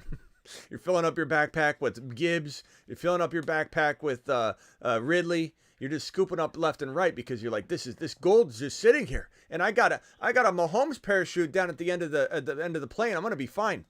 That's how you skip quarterbacks. That's how you decide to not go Mahomes. That's how you decide not to go Jalen Hurts. How you decide not to go Josh Allen, and you just keep evaluating: is it worth staying on the plane? If it's not worth staying on the plane and you don't feel like you're looking at guys, you're like, I don't know if these guys are even second rounders. I don't know if I feel like I'm reaching right now. And Hurts is sitting there, take Hurts. If you feel like Gibbs is sitting there and you're like, I don't want to pass on Gibbs. Olave in round 3, are you out of your mind? Take Olave. Wait for the parachute that says Fields on it or Joe Burrow. Yeah, I definitely. I feel you on that. I definitely want to get one of those kind of top 5 QBs, and I'm definitely kind of targeting Hurts out of that group. But yeah, like you said, I kind of got to feel it out and see how the draft's going and see what else is available. My other question though was about the kind of the lower ranked QBs and who you like with regards to maybe the guys kind of ranked outside the top 10. I personally think Daniel Jones could have a decent year. I don't know how everyone feels about him. His final 13 games last year, I think he had 7 rushing TDs. I know the Giants' offense isn't the sexiest thing, but I'm kind of a fan of his. But I was wondering your thoughts on him and other guys ranked outside the top 10 quarterback-wise. Who's kind of the guy you like in that area? Fields in 5, T-Law in 6 make me never go down that road. Those parachutes, if you will, if we're going to stay in that analogy. Ernie becoming a member, appreciate you, Ernie. Those make me say to myself, if I don't get one of those, I completely missed every single one of these parachutes that were sitting right in front of me, and that's I don't know. I feel like I'd rather take A-Rod. I'd rather take A-Rod and Jordan Love back to back as a duo, versus going Danny Dimes. I'm not saying Danny Dimes can't be that surprise guy. I'm not saying Geno Smith can't surprise everybody. I'm not saying Tua can't surprise everybody. I'm not saying that Deshaun Watson can't be, what everybody wants him to be so badly that I don't believe he is. He's been very shaky in camp, by the way. I don't know. I'm not gonna Smitty approve Danny Dimes. I just can't. There's too many quarterbacks. Yeah. You got Mahomes, you got Josh Allen, you got Jalen Hurts, you got Burrow, you got Fields, you got T-Law, you got Lamar, you got Justin Herbert. We're at 8 quarterbacks. Okay, my people shouldn't be drafting the 9th, 10th, 11th, and 12th quarterback. At least not 99% of the time, unless you get sniped and you miscalculated it and you end up going A-Rod. I mean, A-Rod's my 9. I'm not even close. Danny Dimes is not a guy I'm starting. I'm just not. No. I'm not talking about a starter, Smitty. I'm talking about my second QB. I'm going to get one of those top 5 guys. Okay. I'm just talking about my second QB. My bad. Who would you be interested in snagging in that group? But it sounds like maybe A-Rod would be A-Rod, the guy you'd be interested in. Let me keep my tone. Because I was on a roll. I'm sorry, by the way. Aaron Rodgers or Love, I still like better. I don't know. I think Love's going to be amazing. Okay. Maybe not amazing. Maybe amazing is too good of a word. I think Love's going to turn heads based on the low expectation. He looks so good right now, and everybody's continuing to just what? Why? Why can't Love be good? What is it? What's the evidence people have against Love? Because there's evidence for him. There's no evidence really against him. There's only evidence in favor of him right now. So anybody that's so hell-bent against Jordan Love just doesn't like the fact they didn't see him coming. Or they put it out there that he wasn't going to be good. And there was a time that I said, I don't think he's going to be good. I think they're going to be in trouble. There's tons of times where I said they better bring A-Rod back or whatever. But things change. And Jordan Love looks really, really, really good. And is only half of football that we got to see last year was a very small sample size, but he looked good there. He connected with Christian Watson on a touchdown. They replicated that in the offseason, so it wasn't like a one-time thing. The rapport's there. You got Jair Alexander calling him the best quarterback in the league, which is ridiculous to say, but the fact that he's saying it makes you believe that he believes in him, and the defense loves him. They talk about him all the time. He's just leading these guys. And Dobbs, he's been throwing dimes in practice and in scrimmages. I just don't understand why everybody's so against Jordan Love. Yeah, no, I feel you on that. And, don't worry, I'm not an absolute idiot. I'm not thinking about starting one of those guys as my starter. I was just more kind of thinking about having a good second QB. Like last year, I ended up getting Fields in this league as my second QB, and that ended up saving my season. So I'm looking to kind of do something similar and get the kind of a guy, kind of a diamond in the rough second QB and that guy ranked outside the top 10. But I appreciate that. I appreciate your thoughts on Rodgers and Love. I think I'm probably going to target one of those dudes. Okay, hang tight, my man. Rock out. You're Mars Man sitting there. I'm so sorry, bro. Rock out's a Mars Man. He jumped straight to the front of the line. Rock out. Can we get a power of love, like little song or something on the IG, or if you don't want to do it live? I mean, we need something like that. Because if Love ends up doing really good, we need that old Back to the Future song. That's the power of love. I hear you. Can we get that? You don't want to do it live. You just want to do it on the. What was that? Am I on a clock somewhere? I was like, I'm on the clock somewhere, I think. Did you guys hear that? Cheering in the background. Yeah, did you guys hear that? I must have a screen open somewhere where there's a draft. I'm looking for it. I don't know. But rock out. Yeah, drop me. That's a power of love for Jordan Love. We gotta create that. Rock out. What's up? Yeah. Hello? What's your thoughts on Amari Cooper? It's the power of love. I don't know. I mean, he's a really good wide receiver. I don't know why. I don't trust Watson. I don't like Cooper in the 4th round. I see some people draft him in the 3rd round. Feels very. Oh no. Feels very Quentin Johnson, or not Quentin Johnson. It feels very. What's his name? Pittsburgh Steelers receiver. Johnson. Yeah, Deontay Johnson. I keep wanting to say Quentin. Feels very Deontay Johnson and last year Michael Pittman overvalued like to me. Amari Cooper. Who's making an espresso in the background? What is that? My bad. That's me. Okay, yeah. Mute real quick. Who's me? Who's me? Oh, it's Roger. I'm calling again, man. I'm gonna pick your brain some more when it's free. Okay, yeah. Hang tight, Roger. Mute real quick while you make that espresso. Rock out. What were you saying? Amari Cooper. Oh yeah. Yeah, I already forgot. That's how much he's on my mind. I don't know. He's good. He could be good. He could be good. I mean, he had a really underrated year last year. I mean, I remember, just be honest with you guys, I looked at his stats and I was like, wow. Like I didn't realize he did what he did, but that's kind of the nature of Amari Cooper. He's not like an exciting player, and maybe that's the part that gets you, and it shouldn't, that he's productive. But I still can't draft him as a 4th drafted player. It's not that he can't do it, but there's just too many players I like better that are there. I think Eli Moore might even start taking that receiving core over. Yeah, I like Eli Moore a lot. I don't know. And another thing too is everybody that says I hate or I hate on and fade Cooper inappropriately.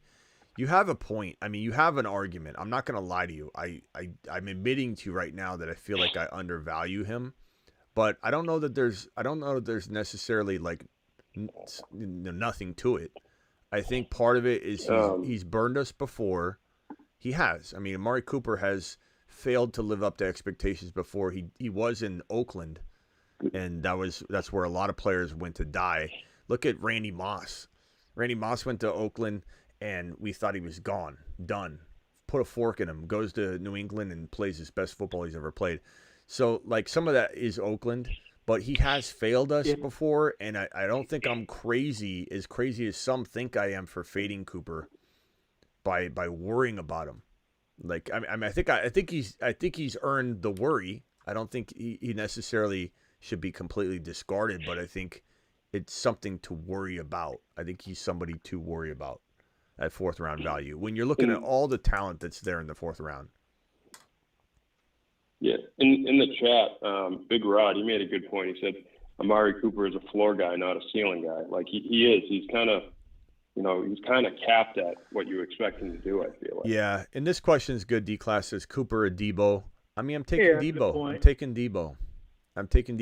Probably to that exact point. Like, I think Debo's ceiling's higher than Cooper's, and I don't know. I mean, Debo's got injury risk. I agree. He's got quarterback risk. He's got Shanahan risk. He's got a lot of risk, but I feel like Debo's at least got that upside. I'm taking Debo. Debo has something to prove this year too. You could tell he was really disappointed in himself last year. Yeah, and on top of that, like if something does crumble with the quarterback situation in Cleveland, Cooper is going to suffer more than Debo. Debo actually probably sees more carries and stuff like that. So I don't know. I like Debo. I like Debo a lot this year. I don't know. I don't know why I'm not scared about injury as much as I should be. I feel like he's been run into the ground and everything, but I still like him a lot, especially if you get him in like the 4th round. You're talking about Debo and Cooper, so that would be Debo in round 4. Debo in round 4 is a very good player. Like you could go 0 wide receiver through rounds 1, 2, and 3 and get Debo as your wide receiver 1, and London is your wide receiver 2. George Pickens is your wide receiver 3. Debo, London, Pickens would be fantastic and you don't have to draft a wide receiver until round 4. Like, so that's a good approach in my opinion. They just got so many weapons over there. Seems like Debo was like, I've heard him talk a few times about how he admitted he was like a little bit overweight last year, and was really like working out a lot more serious this off season. So maybe he might switch a couple things up that helps him stay a little more healthy too. Well, I know Shanahan's a wild card when it comes to injury. But I blame Shanahan for a lot of that, and Debo does too. I don't know if you saw the interview. Oh yeah. But he said very, very like in a sleek fashion, very coy about it. But like he said, we talked it out and we put it behind us. He didn't say I put my overweight, not totally in tune, season behind me. He said I got in late because of the contract situation. And I got a late start, and I was never in I'm paraphrasing because he said different words, but I never got in like a rhythm or whatever. He was out of tune all year. And he said but we put it behind us, and I never want to put that kind of film out there ever again that I had on myself last year. So you're right, he's very hungry, but it was partly because he just wasn't there. And you can only, and this is why I tell people that when people say, oh, he's working out, Smitty, he's holding out, but he's working out. It's not the same. J.K. Dobbins or in the case of Jacobs, especially Jacobs, because J.K. Dobbins is injured or whatever he's holding in. But J.K. Dobbins or Jacobs, but especially Jacobs, I don't care if he's working out every day. I don't care if he's working out every single day. Debo was working out every single day. You're out of tune. You're not in rhythm, and you're putting yourself in a high jeopardy of getting injured if you're holding out or not with the team and not on the field. Hang tight, guys. I gotta get off the phone line because we got to come back and do the live drafts tonight. Let me get these super chats out. Then I'm going to circle around the phone line and say bye to you guys. Cooper and Debo, again, Debo for me. Belichick yourself says Malik Cunningham, great touchdown drive. Pat's QB, says Belichick yourself. Appreciate you. Belichick yourself is a big Patriots fan. I know Travis is as well, right, Travis? Yes, sir. Yeah. I know you guys hate my. Or no, I know you hate my. I'm realistic though. I know you hate my Mac Jones takes though. I know you hate them, but I disagree to a point. Yeah, I just don't see it in him. I don't see it. I hope I'm wrong, Travis. If I'm wrong, I will definitely eat my words and I'll talk about it with you and admit my wrongs. Well, and I think I've said all along. I don't expect Mac Jones to be this elite quarterback. I just think if he can hit his ceiling, he can be, a solid, starter, a top 15 quarterback, not a top 10 or top 5 guy, Good enough to win with, I guess is what I'm saying. Even when he, I know this is not how you judge a player, like how they're going to perform, but even when he talks and just the way he communicates, he just, I don't know. He doesn't have he doesn't have the vibe of a starting quarterback, the confidence of a quarterback, the swagger. I know that sounds really, really silly to incorporate into what I'm saying, but when you interview him and he's like, they were interviewing him about golf. He's like, yeah, I'm not a very good golfer. Like they asked him about another sport. He's like, no, I'm not very good at that. And it's like, are you athletic at all?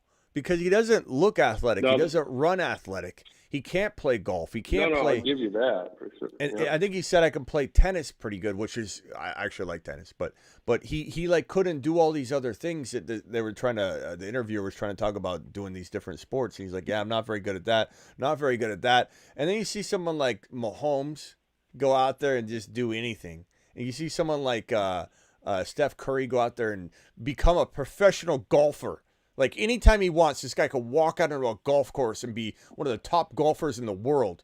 Like, that's what I expect out of my quarterback, to do what Mahomes is doing. Josh Allen's going out there playing golf. Josh Allen could go out there and ball, and do anything. And I just feel like, I don't know, it's just, it just makes me feel like I'm right that he's not an athlete. Well, I was pissed. I wanted the Patriots to take Fields, and I was pissed that they didn't go. I wanted them to go after Fields or, what's his name? The guy on the Cowboys, the linebacker. I'm Micah Parsons. I wanted one of those two that year, and it's almost like they just sat there, and Belichick was like, "Well, if Kraft is making me take a quarterback, just whichever one's there, we'll just take him." Which I didn't really like. So we'll see what happens. Robert says, Smitty, damn, you don't you just don't like the man. You don't like the way he walks and talks. I mean, I think there's something to it, bro, when your quarterback, like, I don't like Kyler Murray and how he doesn't command his locker room. I don't like how Kyler Murray walks around the locker room. I don't like how Kyler Murray doesn't mingle with his own people.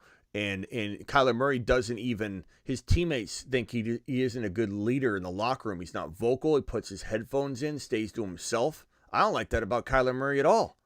So, I mean, you're damn right. You're damn right, bro. If I don't like the way someone walks and talks, it's part of my evaluation process. And you can laugh at that all you want, but there's something to that. You know, there's something to why Trey Lance isn't grabbing hold of the starting job at all, or even beating Sam Darnold out, is because he's not super vocal. When Trey Lance is talked to about the starting job, he doesn't say, I'm going to come get it. He says, it's Brock Purdy's job. You know, I'm just going to come get it. And you know, I love everybody around, and I love all my teammates, and I'll do whatever they want. Like, he needs to come out and say, I'm taking the job. I'm taking the job. This is my job. I'm going to take it. Like, there's certain attitude that you need to have in the National Football League, especially when you're a wide receiver or a quarterback. I don't know, bro. I think there's truth to it, and there's a reason why I'm saying the same thing about my quarterback of the Arizona Cardinals, and how I don't like his attitude, the way he walks and talks at all either, and he's doing it in a different way. But that's just me. Zappy's not it. I was just gonna say I disagree with you on some stuff with Jones, but I think it's a really good point, because you hear stories of certain quarterbacks and the team just tuning them out and losing them real quick, and the team just falls apart. You know, yeah, so there's something to that. Like Mac Jones, he like when they ask him a question, he like giggles, and he just kind of giggles there. He just doesn't give the vibe of like, this guy's a commander. You know what I mean? Like, if you're going to war and you look at your sergeant, and your sergeant like you don't feel confident that he's gonna lead you into battle. He's chuckling, giggling. You're screwed. He's not good at this. He's not good at that. Even the way Mac walks it bothers me. Like, I don't know. I know some of that's dumb, but I do believe it's telling. I do believe it's telling. There's something to it for sure. I mean, if you don't trust your back, it's not going to work. So that I agree with you on that point. Sure. 1436 explain fading Watson. Well, where do we begin, Yeet? I don't know how much time we got left, because I got to go. But I mean, you could just begin with his character if you want, and then work your way up from there. But I'd say the fact that he's been rusty and out of football for a while. Got himself in a big, huge mess. Worried about whether he gets back into that whole situation, and your own fan base has joked around about that too. I think that alone, the hiatus of being out of football, being rusty, coming back and not looking himself, coming back and changing the dynamic of the offense to the point where Nick Chubb was the best running back in football for over a month straight, well over a month straight, pretty much the whole time that Watson was out of the lineup and suspended. The moment Watson comes back, the whole offense changes. Nick Chubb doesn't run for a single rushing touchdown ever again. The entire 6 games that Watson was in there, he's looked shady and shoddy. I mean, he's had some moments, but he's looked very shaky in the offseason. I mean, until he proves it, why would I think the better question is, why are you not more concerned? He's got the proving to do to me. I don't have to prove anything on Watson. Watson's the one that already proved, and he's got the job to do to prove all of us, wrong that doubt him. Same thing with Herbert. As much as I love Herbert, and I do, and I think Herbert's, got the potential long-term to be an amazing quarterback. From a fantasy football perspective, when we start talking about Fields and T. Law and Lamar Jackson and quarterbacks right there, Herbert, it shouldn't be shocking that Herbert's the one that's got to prove to us that he can regain what we thought he could be. And I think he can, but it's a changing offense. Everything's moving around. Eckler's getting older. There's a lot of reasons to be a little concerned and just say, hey, he's got to do the proving to me. I don't think it's that crazy. All right, let me get everybody off the phone line here real quickly. Owen, final thoughts, even though you haven't even talked yet. I'm so sorry, bro. I'll be live tonight drafting, but if you make it quick, I can answer whatever you have. It's good. I'll come in later, but I'm a Browns fan, so we kind of have to have the blind optimism. I'm not a guy who's also going to get offended at anybody. I think Browns fans should just be kind of neutral about it. Like if you run into a Browns fan who's hyper defensive on Watson, it's just brush them off. It's been a rough 25 years for us, but I'm not everything you said is valid. So just coming from a Browns fan, it's anybody who has a grievance with Watson, not gonna have any issues with you having that grievance or wanting to fade him. And you made great points too. Last year about Watson is in your family leagues or in your coworker leagues, don't pick him up off the waiver wire just because of stuff like that. And again, I totally get it, but I don't know. Some people take it too far. I think saying that DPR is better than Deshaun Watson. It's okay, but because there's been a lot of bad dudes in the NFL. You've had Roethlisberger and guys like that too, who also there's a lot of bad dudes in the NFL. I mean, look at the Uranus list or whatever you call it. There's a lot of bad dudes in the NFL. And off he goes to the planet. That's just the kind of the unfortunate thing about this league, I love how all the people that love Shanahan are so mad that he's on the moon. Or I'm sorry, he's not on the moon. He's on Uranus. He's on planet Uranus. He's over there. It just makes people so mad that I threw him into this. But here, look at these guys. Look at your planet Uranus men. But you make good points too. And again, I can't really emphasize enough that I didn't once say he's a bust. So Yeet's mad that I'm fading him, but Yeet, you're taking my fading him like I'm saying he's 100% a bust. Fading somebody is prove it to me. You know what I mean? So, and can we also say that the pressure on him is enormous? The fact that he's got the worst contract potentially that people looked at it as the worst contract in the history of the NFL, and it was argued the worst trade in the history of the NFL because it hadn't worked out. He was suspended, guaranteed money, screwed up the entire market. This is a very, very, very tough situation for him to be thrown into. In some ways, I'm not saying he didn't put some of this on himself, but that's just, it's a hard thing to imagine somebody going through mentally. And he's been out of football for so long. And I think the best thing for Watson would have been to bring in Hopkins. Just overpay. Because what you would have done then if you were the Browns, and maybe Yeet would agree with this, that if you were the Browns, you already threw so much money and draft capital at this thing, it can't go bad. If it goes bad, you're the laughing stock for the next 100 years of the NFL. Why not double down a little bit? And when I say double down, it's not that much money in the grand scheme of things. It's not like you're giving them a $500 million deal.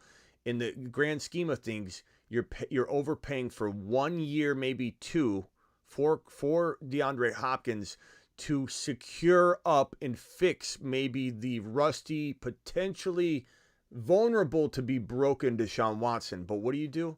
You just let Watson get scooped up. You don't go aggressively after him and overpay. I just don't understand that at all, because you put Watson and Hopkins back together, and I think that would even got me excited. We did that before, though. I think our front office, we did. Remember when we got Landry and Odell Beckham? I think they were kind of we used to be the team that tried to get all the receivers and all the this and all the that. And I think we did that with Kareem Hunt too for a bit too long. So but Hopkins and Watkins were together. I get it. Yeah, but it's different because that rapport and just like Rose said, is the rapport is there, and the fact that the volatility and the pressure and the big deal that's on the table. I don't think you should use that Landry didn't work out or that Odell didn't work out to not go down the same road that is potentially a different outcome. That's like saying, all wide receivers you bring in are just going to bust. Hopkins is a double team guarantee, which opens up, the run, which opens up Elijah Moore and everybody involved. You're going to have such a an amazing arsenal of weaponry for him at his disposal, and the fact that Hopkins is just going to just make defenses like go crazy. Like he's a double team guarantee. Like his whole career he's been double teamed. That's why he said whatever team I go to, I'm going to make that wide receiver room's job easy, because all the attention is going to come on me. And he arrogantly says that, but he's that good. I just think it would have been the best move the Browns could have made, and it was a protective measure that they let slip between their fingertips. It was crazy. Oh, I agree. I mean, I really wanted him. Like as a fan, I really wanted him. I think our cap situation's a little interesting, and you can talk about all the dumb things the Browns have ever done, so I'm not going to waste any more of the. Yeah, and I gotta go so we can. I gotta go so we can draft tonight. Owen, calling tonight. Appreciate you, man. I will. All right, Billy from Mass. You literally got 10 seconds, and I'm hanging up because I got to get everybody out the phone line. Go, 10 seconds. All right, Smitty, 10 seconds. So I was hoping to get your top two of this group of 6 receivers, guys who are ranked in the How's he gonna 12 get this to 19 region. 7, 6, I'm looking at, guys. 5, named Olave. So Waddle, 3, Higgins, Smith, Samuel, Metcalf, Ridley. Who are 2. your top two in that group? What? Oh God, rock out. Who did I kick out real quick on accident? Was that him? Who was asking that question? That was Billy. Oh, Billy. Say it again real quick, Billy. And rock out, calling again. I think I kicked rock out on accident. I'm sorry, rock out. Call back in. Go ahead, Billy. So say I was the hoping name. to get your top. Yeah. You ready? Yeah. Say the names Okay. again. I was hoping to get your top two out of this group of 6 receivers. Okay, go. Waddle, Higgins, Devonta Smith, Debo Samuel, Metcalf, Calvin Ridley. Top 2 out of that group. Ridley and probably Waddle, but I definitely don't love Waddle in round 2, but doesn't mean I don't like him. Call back in, rock out, or whoever I kicked out. I didn't mean to do that. I'm sorry, rock out if that was you. Yeah, definitely. Thanks for answering that, Smitty. Hope you have a good one. All right, call in tonight later. Roger from Florida, you got 10 seconds. Go. Nah, Smitty, I'll catch you later, man. All right, man. Mine's a little bit longer than that. I'll catch you later. All right, appreciate you later. Appreciate you. Travis. I don't know if you mentioned it earlier. Did you see Sean Payton said Javante's 100%? Yeah, I've seen some snippets of that earlier today. It's unbelievable, man. Javante, I'm so excited for Javante. Yeah. That's why he's on the Moon Man list. So show the Moon Man list. Yeah, later, Travis. I'll see you tonight. Later. I'll see you tonight. Bye. Hey, rock out. Did I kick you on accident? Yeah. I didn't mean to, man. I was trying to. Billy, don't get mad. I was trying to kick Billy because he was over his 10 seconds, but then I let him re-ask the question. Rock out. Final thoughts. Great potential with Tank Dell today, and hopefully he keeps moving forward and keeps improving. Dell to the moon. All right. Thank you, rock out. See you tonight. All right. See you. And guys, I pinned the live chat. We're going to Underdog Fantasy like per usual. Smitty, code Smitty will get you up to $100 bonus match, dollar for dollar on your first deposit.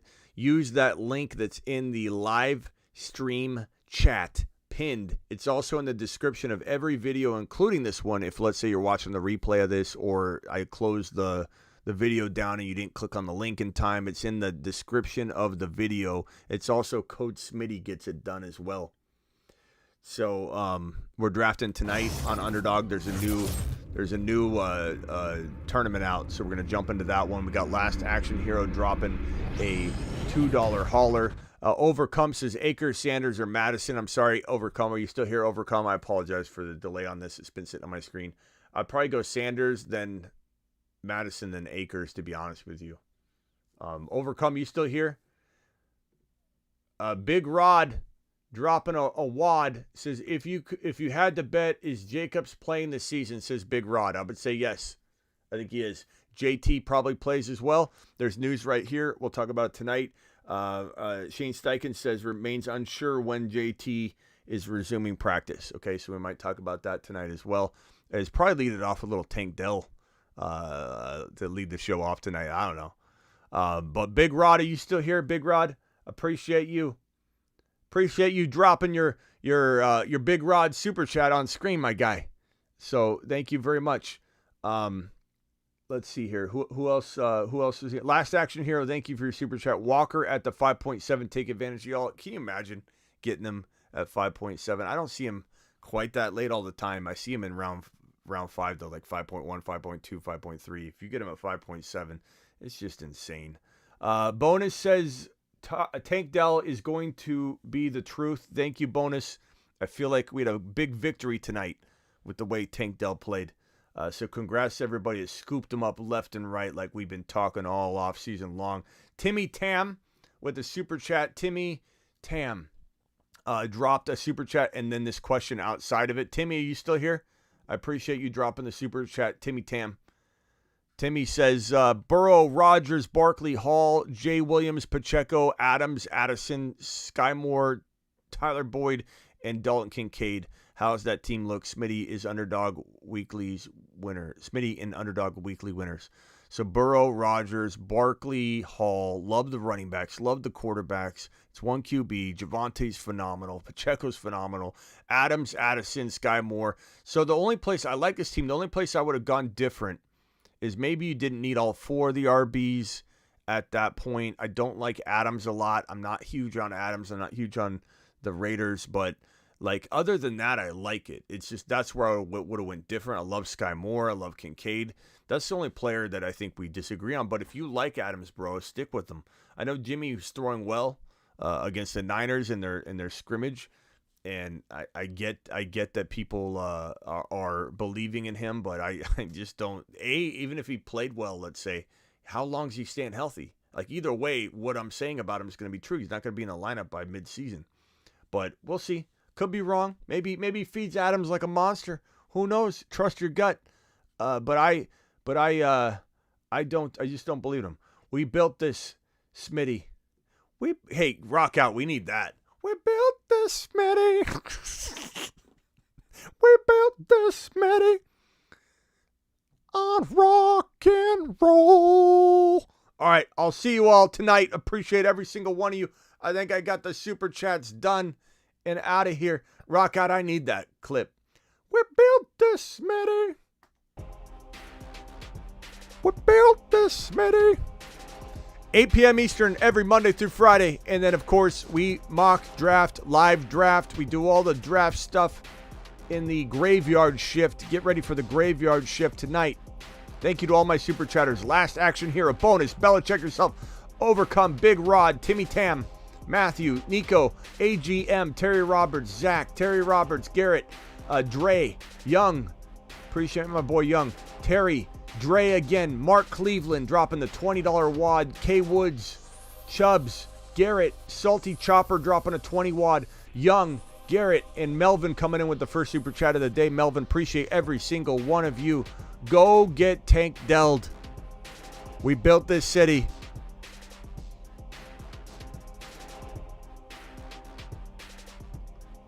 The Four Horsemen. Drafting Chase in round 1. Hall in 2. Burrow in 3. London in 4. Try Gibbs in 3. Burrow in 4. Wilson in 2. No problem. Combinations of these monsters will give your league mates nightmares, especially Bijan 1, Alavi 2, Burrow 3, and Gibbs 4. Don't lie.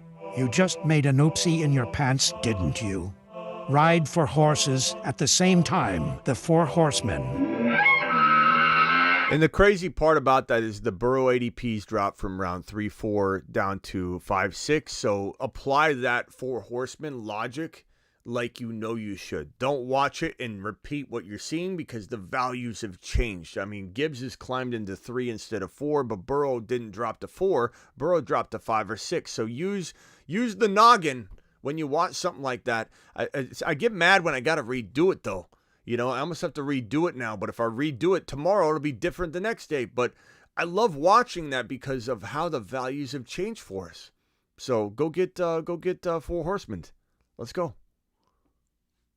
Hi, my name is Bijan Robinson. I like long walks on the beach. And, well, I also like scoring.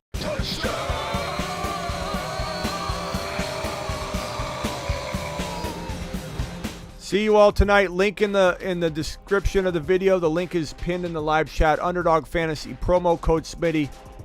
Promo code Smitty. Again, hit that link right now in the live chat. It's pinned. Sign up now. $10 minimum deposit, but they'll match up to $100 in your first deposit. So you choose your first deposit wisely because they'll match up to $100. So if you put in 10 right now, click it. They'll give you 10. You'll have 20 to play tonight, and we're going to draft in the new tournament. I think it's $4. So you can do 5 drafts of a $10 entry, getting you 20. Let's go. See you tonight.